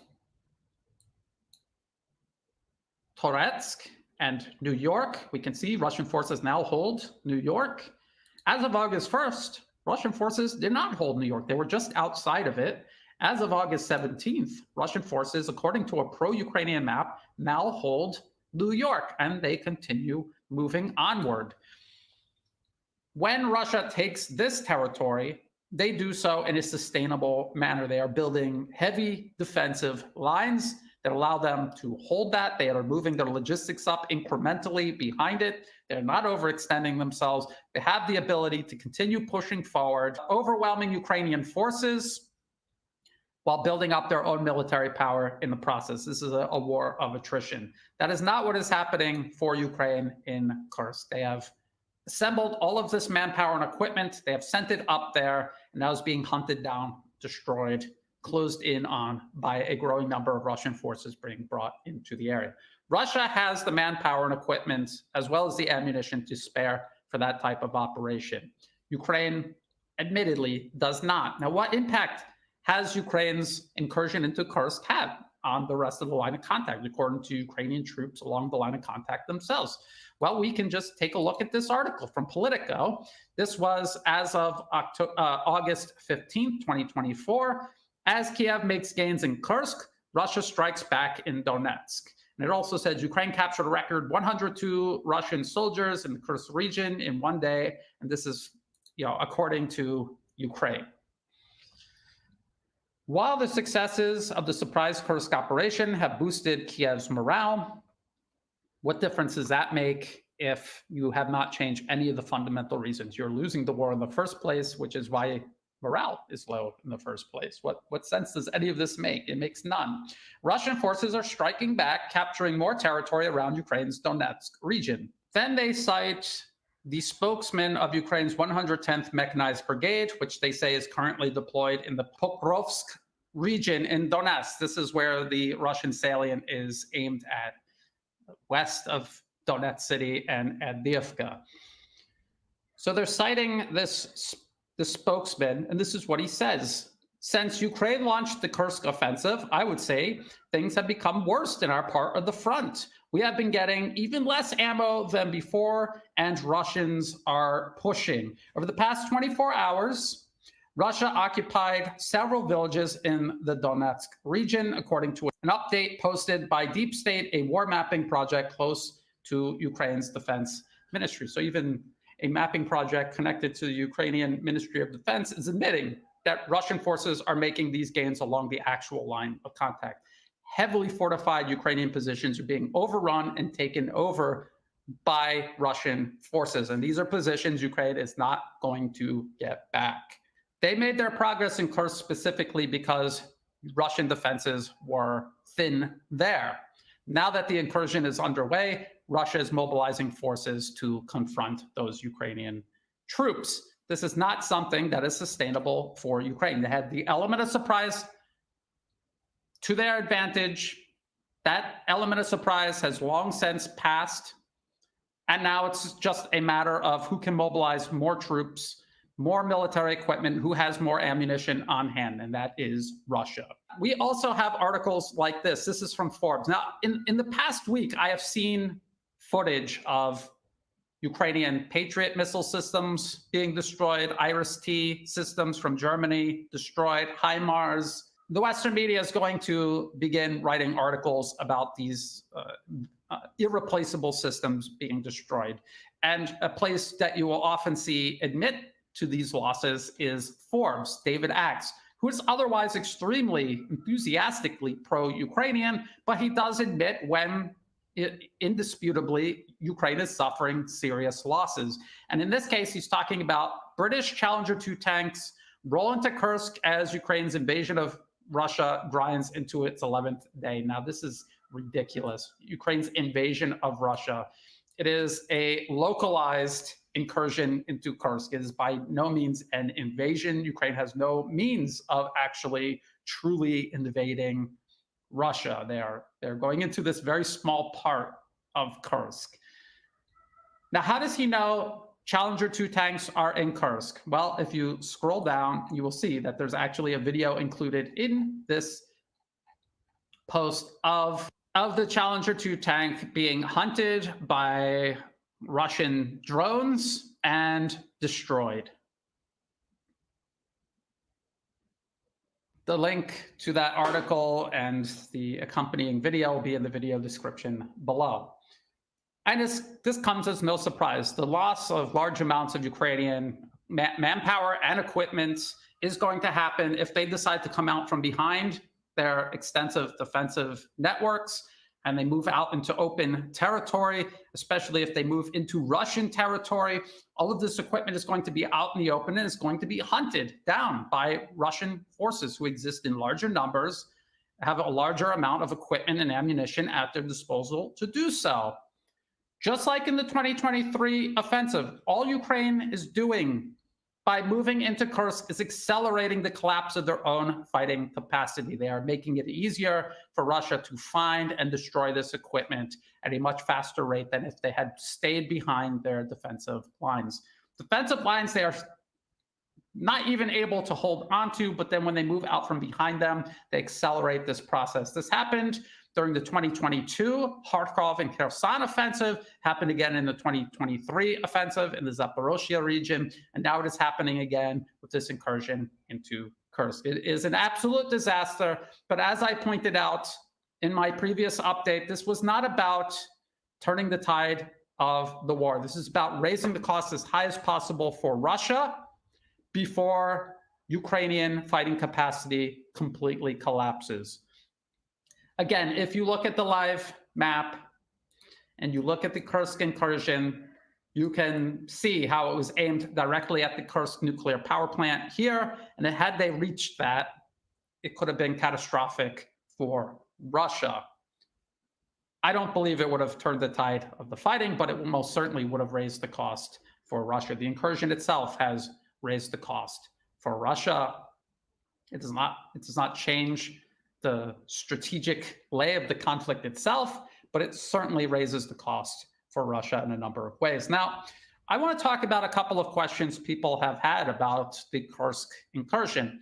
The first question is, did the US know about it before it took place? And the answer is obviously yes. This is essentially a US operation. Not only did they know about it, they almost certainly helped plan it, and they are almost certainly directing it right now as I'm talking.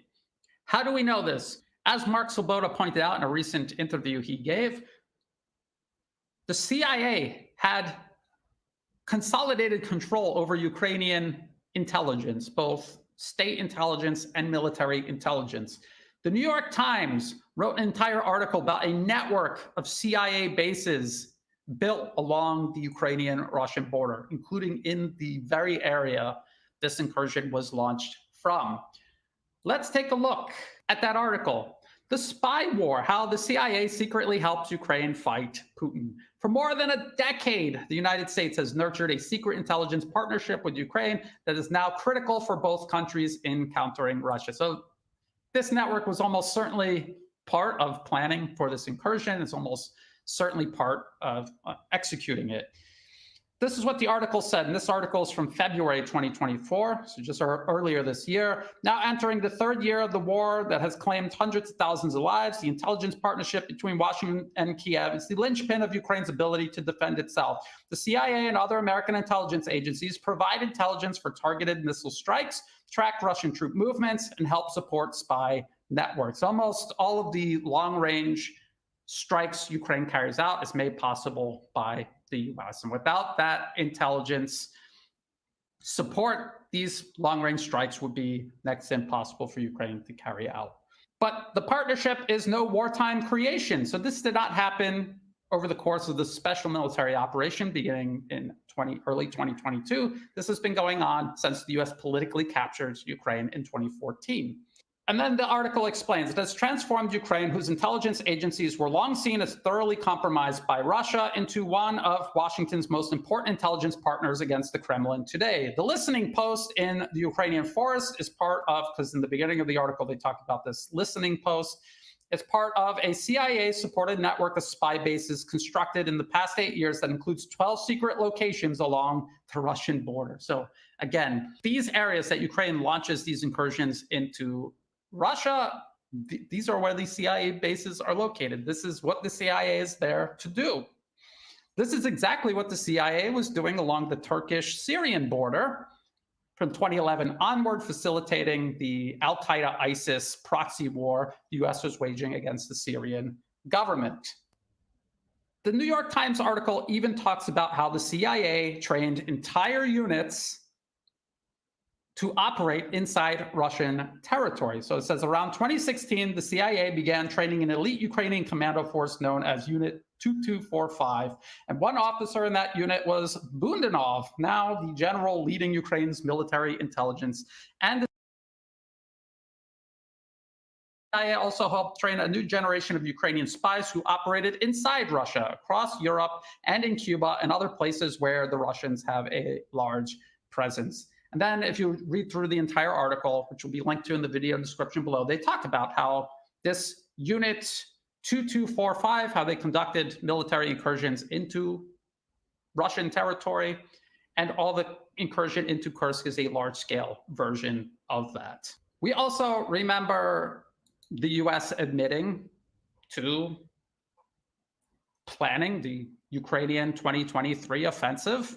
We remember articles like this from the Washington Post. Miscalculations, divisions marked offensive planning by US Ukraine. So the US was involved in planning the 2023 Ukrainian offensive, which was completely defeated by Russian forces. It was an absolute failure. This article says Ukrainian, US, and British military officers held 8 major tabletop war games to build a campaign plan. So it was not Ukraine coming up with any of these plans themselves. It was the US and its allies using Ukraine, using Ukrainian forces, the equipment they had transferred to Ukraine to wait. This is a proxy war. So this is what the US has been using Ukraine for, and all of these major operations have been planned by the US itself. It is not some secret plan that Ukraine organized and executed without the US being directly involved. Did Russia know about the incursion into Kursk before it was launched? And I think the answer to this is also yes, they did. We have this article from the New York Times. Now, this is a little bit in the realm of speculation. It says a mysterious plot prompted a rare call from Russia to the Pentagon. And in this New York Times article, they talk about how Russia called the Pentagon. They detected a Ukrainian covert operation in the works against Russia that they believed had the Americans' blessing. Was the Pentagon aware of the plot and its potential to ratchet up tensions between Moscow and Washington? Pentagon officials were surprised by the allegation and unaware of any such plot, the 2 US officials said, speaking on the condition of anonymity to discuss the confidential phone call.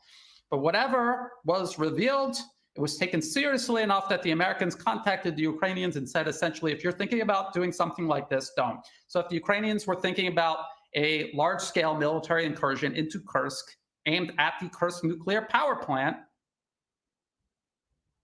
well, the Russians were aware of this planning. They suspected the Americans of being involved, which they most certainly were involved.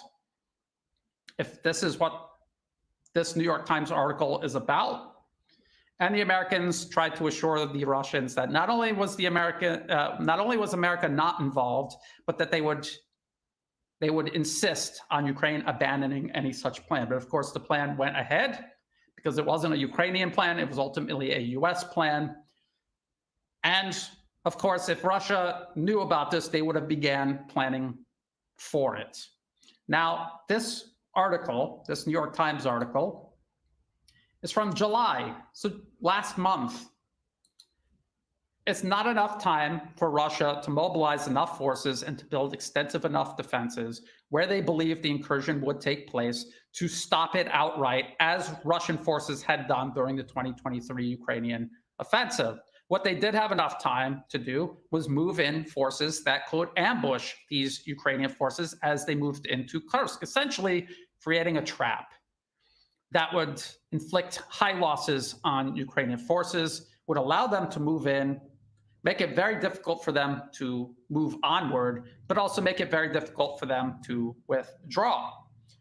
It wasn't as if Russia knew about this and their first plan was to just draw them in, allow it to take place, draw them in, and create a trap out of it. If they had time, I'm almost certain they would have tried to stop it outright. But as it has unfolded, they did not have enough time. And this is the nature of the response that they could organize in the amount of time that they had. And as Alexander Mercouris of the Duran had pointed out, if they had large numbers of troops that they could mobilize, they would mobilize that first to protect the nuclear power plant. And then from there, they would move onward, prioritizing what to do next, which would then be to contain Ukrainian forces in the area that the incursion took place in, hunt them down, close in on them, and eventually push them out. That is how this is almost certainly going to transpire. So these are just a couple of things to keep in mind as more information emerges about the nature of this Kursk incursion. These are all things to keep in mind and to look for additional evidence to either support or to challenge. Now, I want to talk about the latest wonder weapon the United States is considering sending Ukraine. This is another article from Politico. It is titled, Biden open to sending long-range cruise missiles to Ukraine. Now, they're talking about the AGM-158 JSOM, or Joint Air-to-Surface Standoff Missile. JSOM is an air-launched cruise missile, has a relatively long range. So this allows a warplane to launch this cruise missile from a safe distance, and then the missile closes in on the target. And if it is intercepted, it's just a missile they can fire more. But if it hits the target, this spares warplanes from having to close in and expose themselves to enemy air defenses. That's the whole point of standoff weapons. Russia has been using standoff weapons extensively throughout the special military operation. And this is a weapon system that the US and its allies have already supplied to Ukraine. The Storm Shadow and Scalp air-launched cruise missiles are examples of this.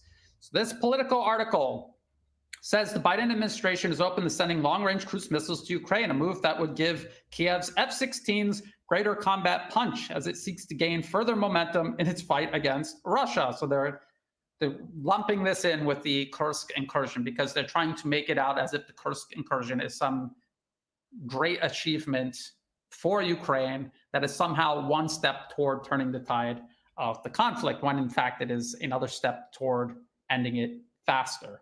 The White House's willingness to give Ukraine the Joint Air-to-Surface Standoff Missile comes as Kiev's surprisingly successful ground assault deep into Russia heads into its second week, embarrassing Vladimir Putin and forcing him to redirect troops from the battlefield in Ukraine. Now, this has not actually happened.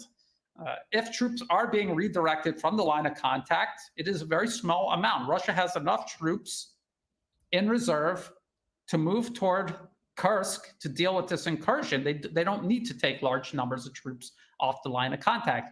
On the other hand, Ukraine had to take large amounts of its best troops and equipment off the line of contact to conduct this incursion. So there's a heavy element of propaganda, as you will see the Western media reporting on the Kursk incursion. There's this very heavy element of propaganda involved. Embarrassing Russian President Vladimir Putin is not going to turn the tide of the fighting. No final decision has been made on sending the missile, but the administration is working through the complicated details now, according to one Biden administration official. Those issues include reviews of the transfer of sensitive technologies and ensuring Ukraine's jets can launch the 2,400-pound missile that carries a 1,000-pound warhead. Now, Politico claims JSOMs have a range of over 370 kilometers. There's an extended range version of the JSOM, which has a range of just under 1,000 kilometers.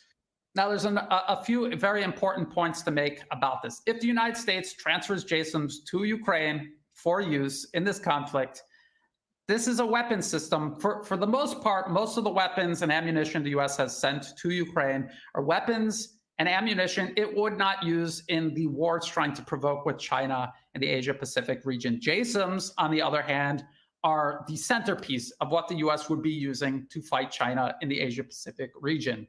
They have a crisis right now where they don't have nearly enough of these missiles. They cannot make enough of these missiles. And now if they're going to send even a small amount of them to Ukraine for use, not only are they draining away from an already short supply of the missiles, but now they're going to give Russia the opportunity to learn about the missiles, possibly recovering parts of these missiles if and when they are downed, learning how to counter them with electronic warfare and intercept them with missile and air defense systems. All of this information will be transferred to China.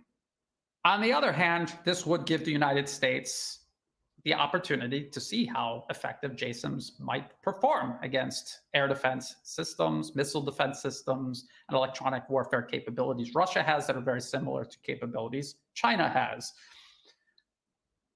Now, I talked about a shortage, a critical shortage. How many JSOMs does the US have on hand right now? How many do they produce annually? And how does this compare to Russian cruise missile capabilities and production? So again, according to Politico, it says missile maker Lockheed Martin has delivered over 4,100 JSOMs in various configurations to the US Air Force and allies over the years, with a new production line in Alabama churning out around 45 missiles a month to reach a stockpile goal of 7,200 missiles, according to the Pentagon. And this 7,200 missiles, this is all meant for fighting China primarily. And even this number of missiles is not going to be enough to actually fight China. So if we go to this article here, from Air and Space Forces magazine, Lockheed Martin looks to boost LRASM production as U.S. rushes to buy anti-ship weapons. So this is the anti-ship version of JSOM. And together, JSOM and LRASM missiles, they only produce about 500 of both combined because they share a lot of common components. They're made along the same in the same production facility. It says right now Lockheed Martin's producing a little over 500 LRASMs and JSOMs a year for the U.S. military, and the defense giant says it is working to increase its current capacity so that it could produce roughly 1,000 per year. Now, how does this compare to Russian missile production numbers, stockpiles and production numbers? Again, I would like to remind people of this February 2024 article from Reuters. Ukraine says Russia has launched over 8,000 missiles, 4,630 drones during the war. So in about 2 years, over 8,000 missiles, that's 4,000 missiles a year. And this includes the Caliber and KH-101 cruise missiles. These have comparable capabilities to JSOMs. What about production numbers? Again, from Kiev Post, they're citing GUR. This is Ukrainian intelligence. They reveal Russia's missile stockpile production capacity. How accurate are these numbers? Are they going to try to portray the numbers as low as possible, or are they going to overestimate them? Either way, the article says that Russia has hundreds of long-range missiles stockpiled and that it produces at least 240 Caliber cruise missiles and 480 KH-101 cruise missiles. And this was at the end of 2023. Also at the end of 2023, we had this article from US government-funded media platform Radio Free Europe, Radio Liberty, satellite images suggest Russia is ramping up production capacity for its war against Ukraine. Now, this is an article about Russia ramping up production for absolutely everything, but it also includes missile production. And in this article, it talks about the missile plants responsible for making missiles like the KH-22, KH-55, and KH-101, all of which Russia has used extensively, including in attacks that have hit energy infrastructure, residential buildings, and other civilian facilities. Comparison of satellite images of the plant from 2021 to 2023 shows that a large new building has been erected next to the plant, with construction appearing to begin in 2021 and completed this year. So it was completed in 2023. It's unlikely that it already ramped up to full production that same year. So the numbers that Kiev Post is giving, 480 KH-101 cruise missiles a year, that number has almost certainly expanded far beyond 480 cruise missiles. And again, according to Reuters, over 4,000 missiles being launched at targets across Ukraine every single year. So let's just say the United States sent every JSON it has in its stockpiles, its full monthly production every month. It sent all of it to Ukraine. It's not going to match the amount of missiles Russia is able to produce and also use. The problem with JSON is it's air launched.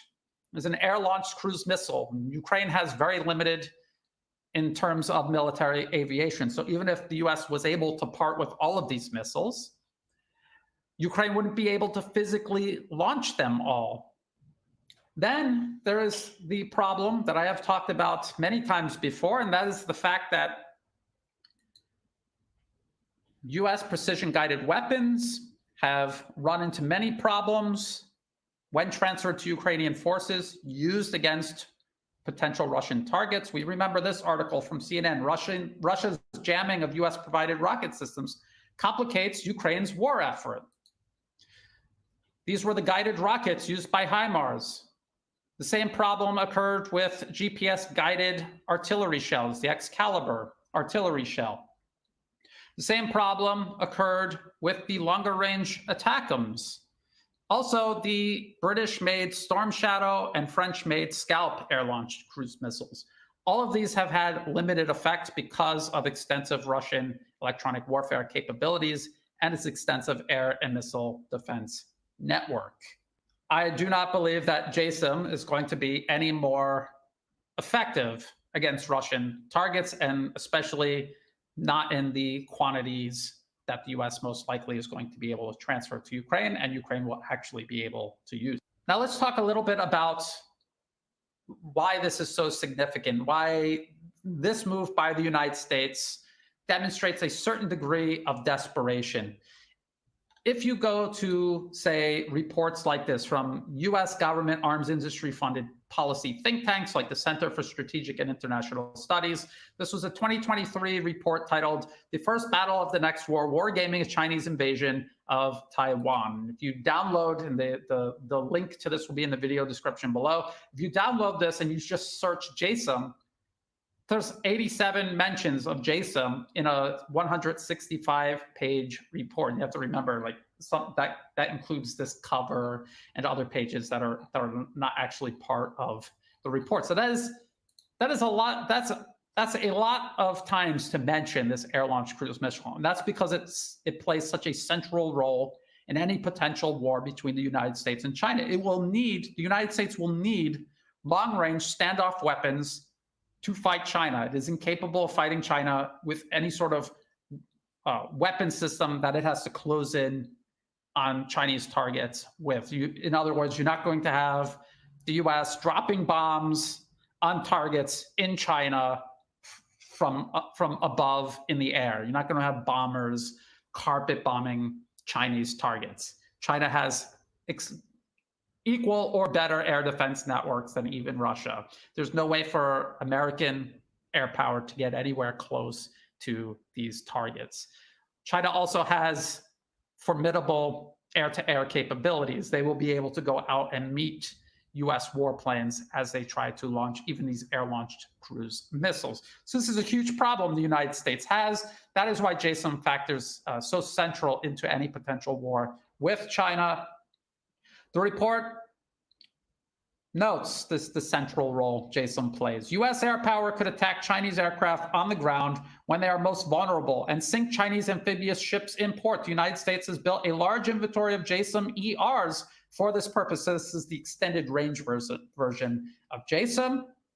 They're talking about a preemptive attack on Chinese forces to prevent them from carrying out an operation to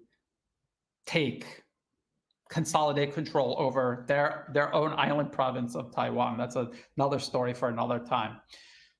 It also talks about the expected numbers of missiles used in any large-scale conflict with China. So this is what the report says. Munitions usage was high because they're talking about a war game they conducted.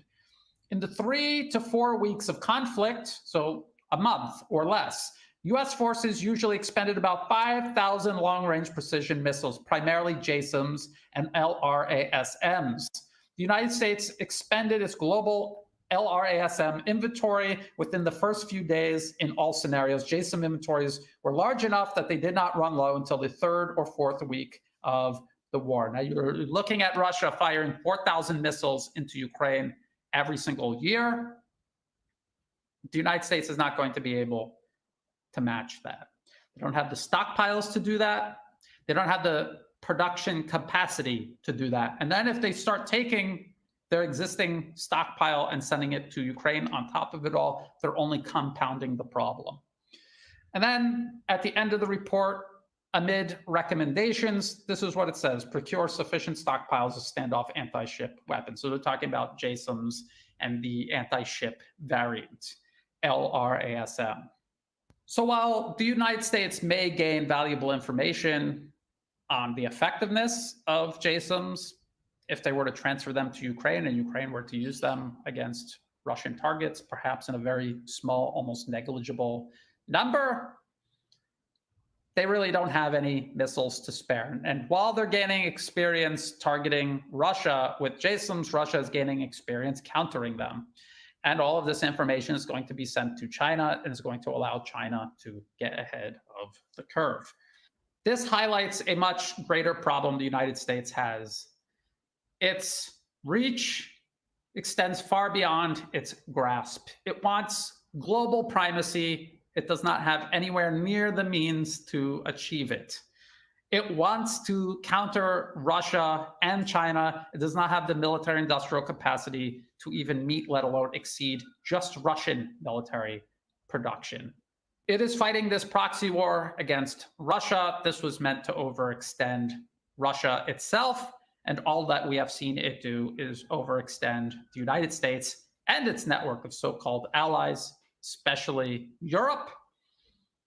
We see the deficiencies they have in terms of military industrial production, and we see that they don't even have a logical, rational, plausible plan to solve this problem. Keeping an eye on what happens with JSOMs, these long-range standoff air-launched cruise missiles, is going to help indicate just how desperate the United States is to again, raise the cost of this conflict. Have these missiles hit targets in Russia. It's not going to change the course of the war, but it most certainly will raise the cost depending on what targets these missiles are able to hit and destroy. But by doing so, the United States is sabotaging its future plans to provoke a similar war with China in the Asia-Pacific region. So I will keep an eye on that, this entire conflict, as well as all the other conflicts the U.S. is either in the middle of or planning for, including the proxy war, including the war it plans to provoke with China in the Asia-Pacific region. I wrote another article, as a matter of fact, that I will do a video on later in the week for Global Times. U.S. geopolitical reach exceeds its industrial grasp. And this was about ship production, but I'm going to get into just how overmatched the United States is in terms of military industrial production, and how between the Pentagon and its partners in private enterprise, how they have actually no plan at all to solve this problem. It is only going to get worse as they go forward. What they actually really need to do is change the premise all of their foreign policy is built on in the first place. And until they do that, nothing is going to add up in their favor. Not this proxy war being fought against Russia in Ukraine, and certainly not amid any future conflict the US provokes with China. Until then, if not,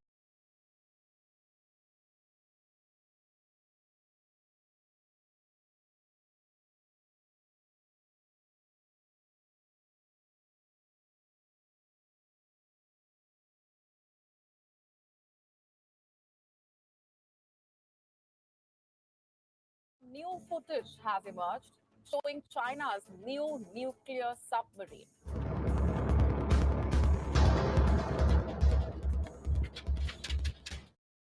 Boasting the world's largest navy is simply not enough, because according to some recent statements, China has deployed a submarine so powerful and elegant, it has sent the rivals into a state of panic.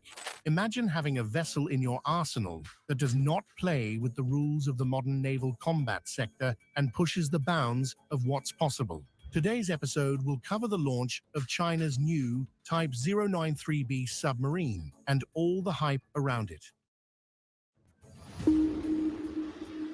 China's naval ambitions have taken a significant leap forward with the launch of its first nuclear-powered guided missile submarine. This development, confirmed by the Pentagon, signals a substantial enhancement in China's military capabilities, particularly in its ability to project power far beyond its shores. The Type 093B submarine is not just a new addition to China's growing fleet. It represents a pivotal shift in the balance of naval power, particularly in the Asia-Pacific region, where tensions and rivalries are already high. The Type 093B is a formidable vessel designed to operate with a high degree of autonomy and efficiency, thanks to its nuclear reactor, which allows for virtually unlimited range and operational duration. This capability means that China can now project power across the globe, far from its own coastlines, with a degree of reach and precision that was previously unattainable. The submarine, which displaces over 6,000 tons and can reach speeds, is equipped with advanced sonar systems and a suite of weapons that make it a versatile and deadly asset. It can launch a variety of torpedoes and cruise missiles, making it capable of engaging a wide range of targets, from enemy submarines and surface ships to land-based installations. But what truly sets the Type 093B apart is its role in China's strategy of naval expansion and modernization. The introduction of this submarine is not an isolated event. It is part of a larger, more ambitious plan to build a world-class navy that can operate across the globe. Over the past decade, China has made significant investments in its naval forces, rapidly expanding its fleet and developing new technologies to enhance its capabilities. This has included the construction of aircraft carriers, destroyers, and a wide range of support vessels, all designed to give China the ability to operate far from its own shores and challenge the naval dominance of other major powers, particularly the United States. The US military has taken notice of these developments and is very concerned. The Type 093B, with its ability to conduct long-range precision strikes against both land and sea targets, poses a direct threat to US military assets in the region, particularly its aircraft carriers. These carriers have long been the cornerstone of US naval power, providing a mobile platform for air operations and a symbol of American military might. The prospect of Chinese submarines, armed with advanced cruise missiles, being able to target these carriers from long distances is a worrying development for the Pentagon.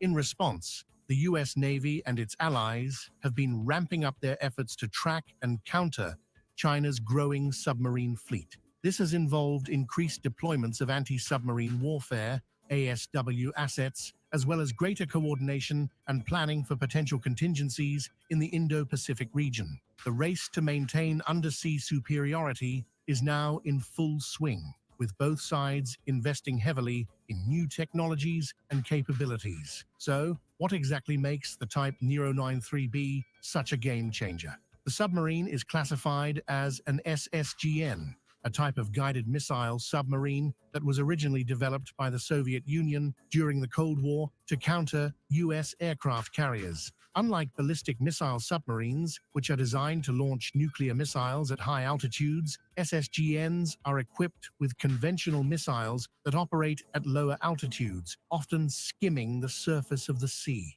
This makes them more versatile and better suited for a variety of missions, from striking enemy ships to launching precision attacks on land-based targets. The Type 093B measures 351 feet in length with a beam of 36 feet and a draft of 24 feet. It is powered by a pressurized water reactor, which gives it an unlimited operational range, allowing it to remain submerged for extended periods of time without needing to surface for air or refueling. This capability is crucial for long-range missions, where the submarine might need to travel thousands of miles from its home base to reach its target area. The submarine's crew of 100 sailors operates a range of sophisticated systems, including advanced radar and sonar, which allow it to detect and track enemy vessels with a high degree of accuracy. For armament, the Type 093B is equipped with 6 533mm torpedo tubes, capable of launching a variety of weapons, including the U-3, U-4, and U-6 torpedoes, as well as the YJ-82 anti-ship cruise missile. These weapons give the submarine the ability to engage a wide range of targets, from enemy submarines and surface ships to land-based installations. The YJ-82 in particular is a highly capable missile with a range of over 150 kilometers and the ability to fly at low altitudes, making it difficult for enemy defenses and intercept.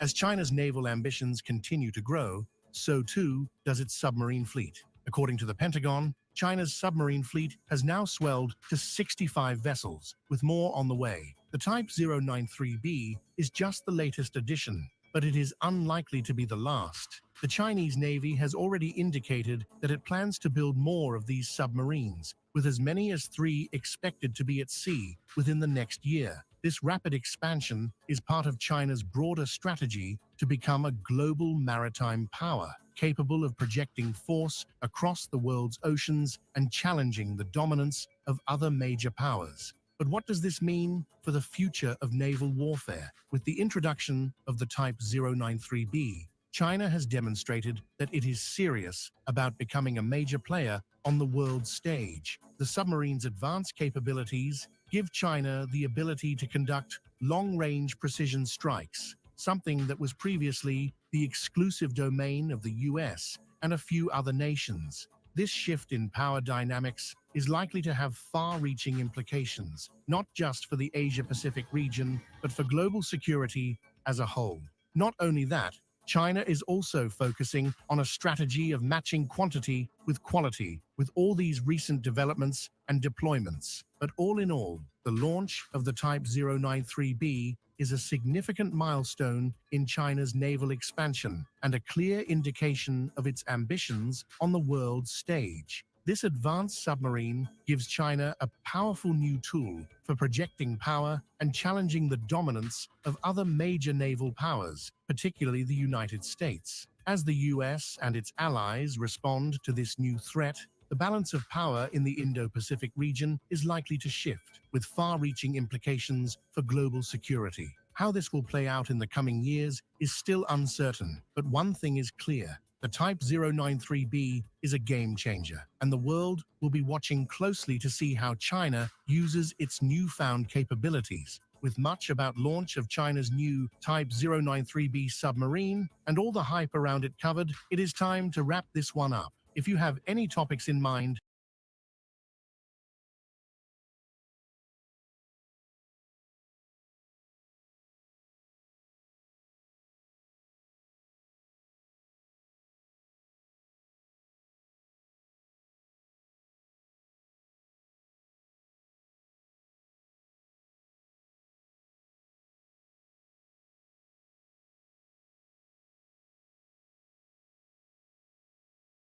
it has been reported that there has been a mass UFO sighting in California. Now, I absolutely love stories like these. It's a nice change of pace from the doom and gloom of the weekly news. It reminds me back in 2023 how there was all this strange news. We had 10-foot tall aliens landing in a family's backyard in Las Vegas. Then we had the whole UFO whistleblowers, and then we had these people on planes absolutely losing their minds over seeing MFers that were not real. So when I see breaking news that not just one or two people saw UFOs in the skies, but there was a mass sighting in California, I get kind of excited. But when it comes to strange lights in the sky, spherical lights racing back and forth, like what's been reported in California, we have to be very careful, because I have spoken about these lights multiple times in other videos, and these lights could be a warning of something disastrous to come.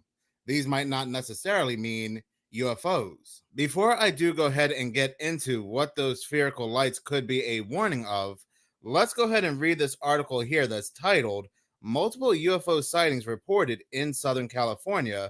Residents Share Unsettling Encounters." This article was released today, August 17th, and it says, "Recent reports from Southern California have sparked intrigue and concern as residents of Palmdale and Lancaster claim to have witnessed multiple UFO sightings.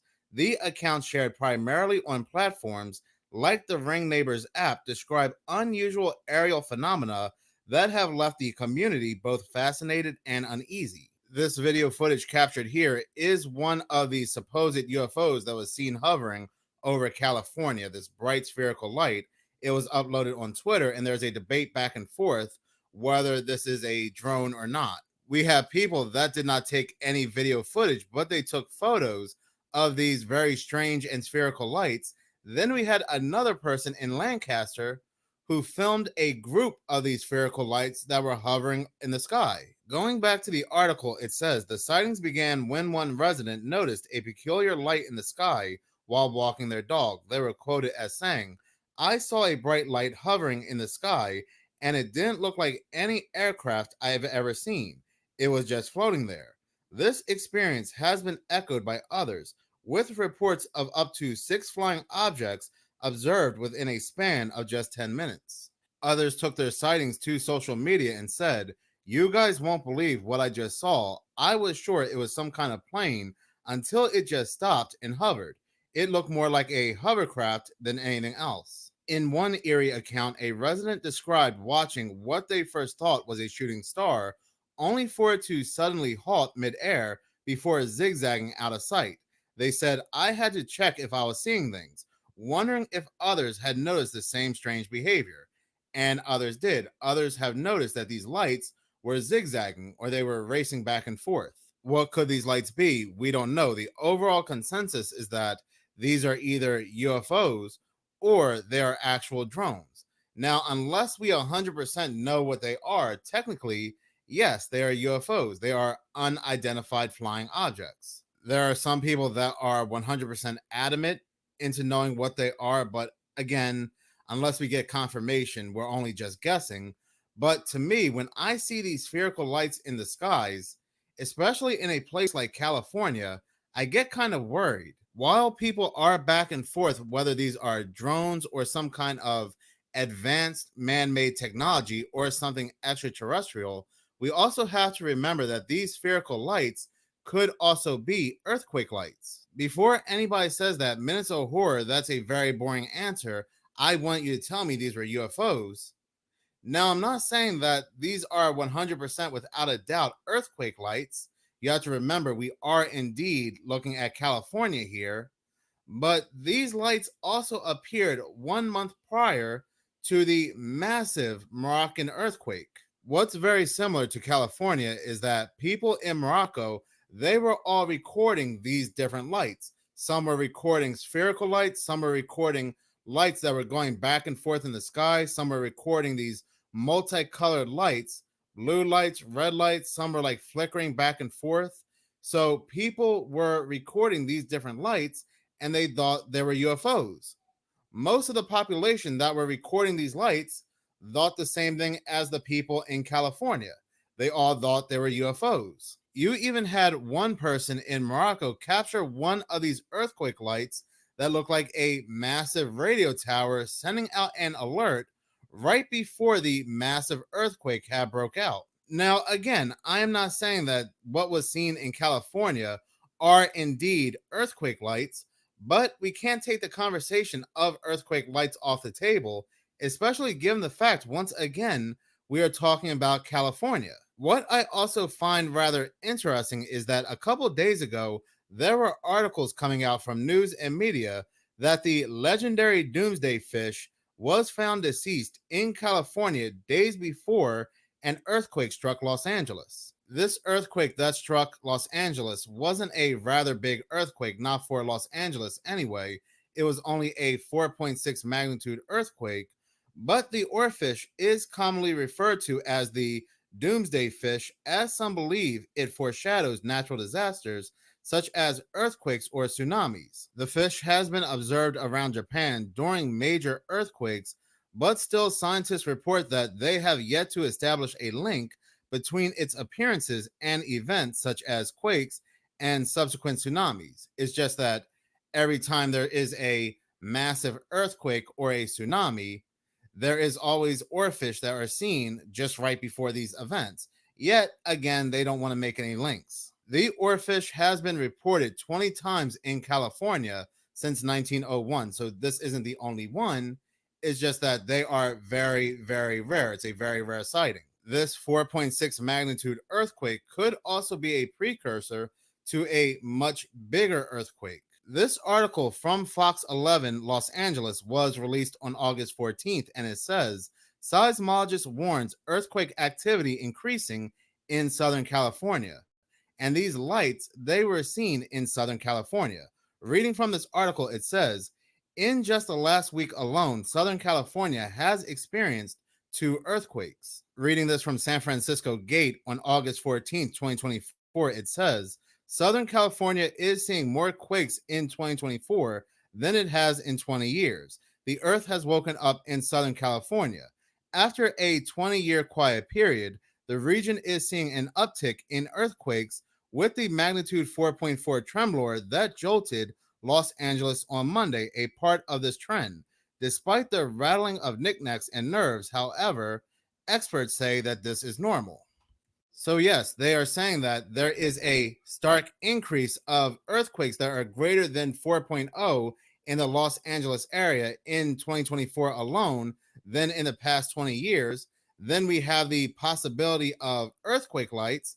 Then we have this very rare oarfish that only appears when there's a natural disaster, or supposedly anyway. And yet they're saying everything's normal, everything's fine, just ignore it. Scientists still do not know what these earthquake lights are, or supposedly these earthquake lights anyway, because some even believe that these could even be HAARP related. This could be technology to increase the activity of earthquakes in a specific area. They have also noted that these massive earthquake lights only appear when there is a 7.0 magnitude earthquake or greater. So there has to be a very great earthquake coming for these lights to appear. Now, outside of very terrifying earthquake lights, it should also be very interesting to know that the area where these sightings occurred, Palmdale and Lancaster, it is very close to a significant military base and Lockheed Martin Skunk Works facility, an operation known for its cutting edge and often classified aerospace projects. It should also be rather interesting to know that in 1990, the Lockheed Skunk Works attempted to interest NASA in an optionally manned high-altitude atmospheric research platform, otherwise known as HAARP, to support upper atmospheric ozone studies to altitudes of at least 100,000 feet. Despite seriously considering a variety of configurations, NASA ultimately elected not to fund HAARP, and the project faded into obscurity, or so they say. We know better than to believe that HAARP just faded into obscurity. It's very terrifying to know that Lockheed Skunk Works, that is in this location, goes hand in hand with HAARP. And we are seeing these very bizarre lights in the skies that are being captured by people. with these lights having a connection to massive earthquakes. So who knows what Lockheed Martin really is doing out there? So again, yes, you're going to hear people say that these are drones, these are UFOs. But like I said previously, we cannot take off the table that these are earthquake lights, man-made earthquake lights, especially since we have Lockheed Martin Skunk Works in the location. And HAARP, to me, like I've said in other videos, that has to do with hurricanes or these very bizarre weather patterns. HAARP is indeed one of the more terrifying things to talk about, because as they continue to poke and prod with nature, nature will strike back. And when it strikes back, there will be no controlling it. But in any case, this is just my theory. I would like to hear yours in the comment section below. What do you believe these lights? Cool, Follow me.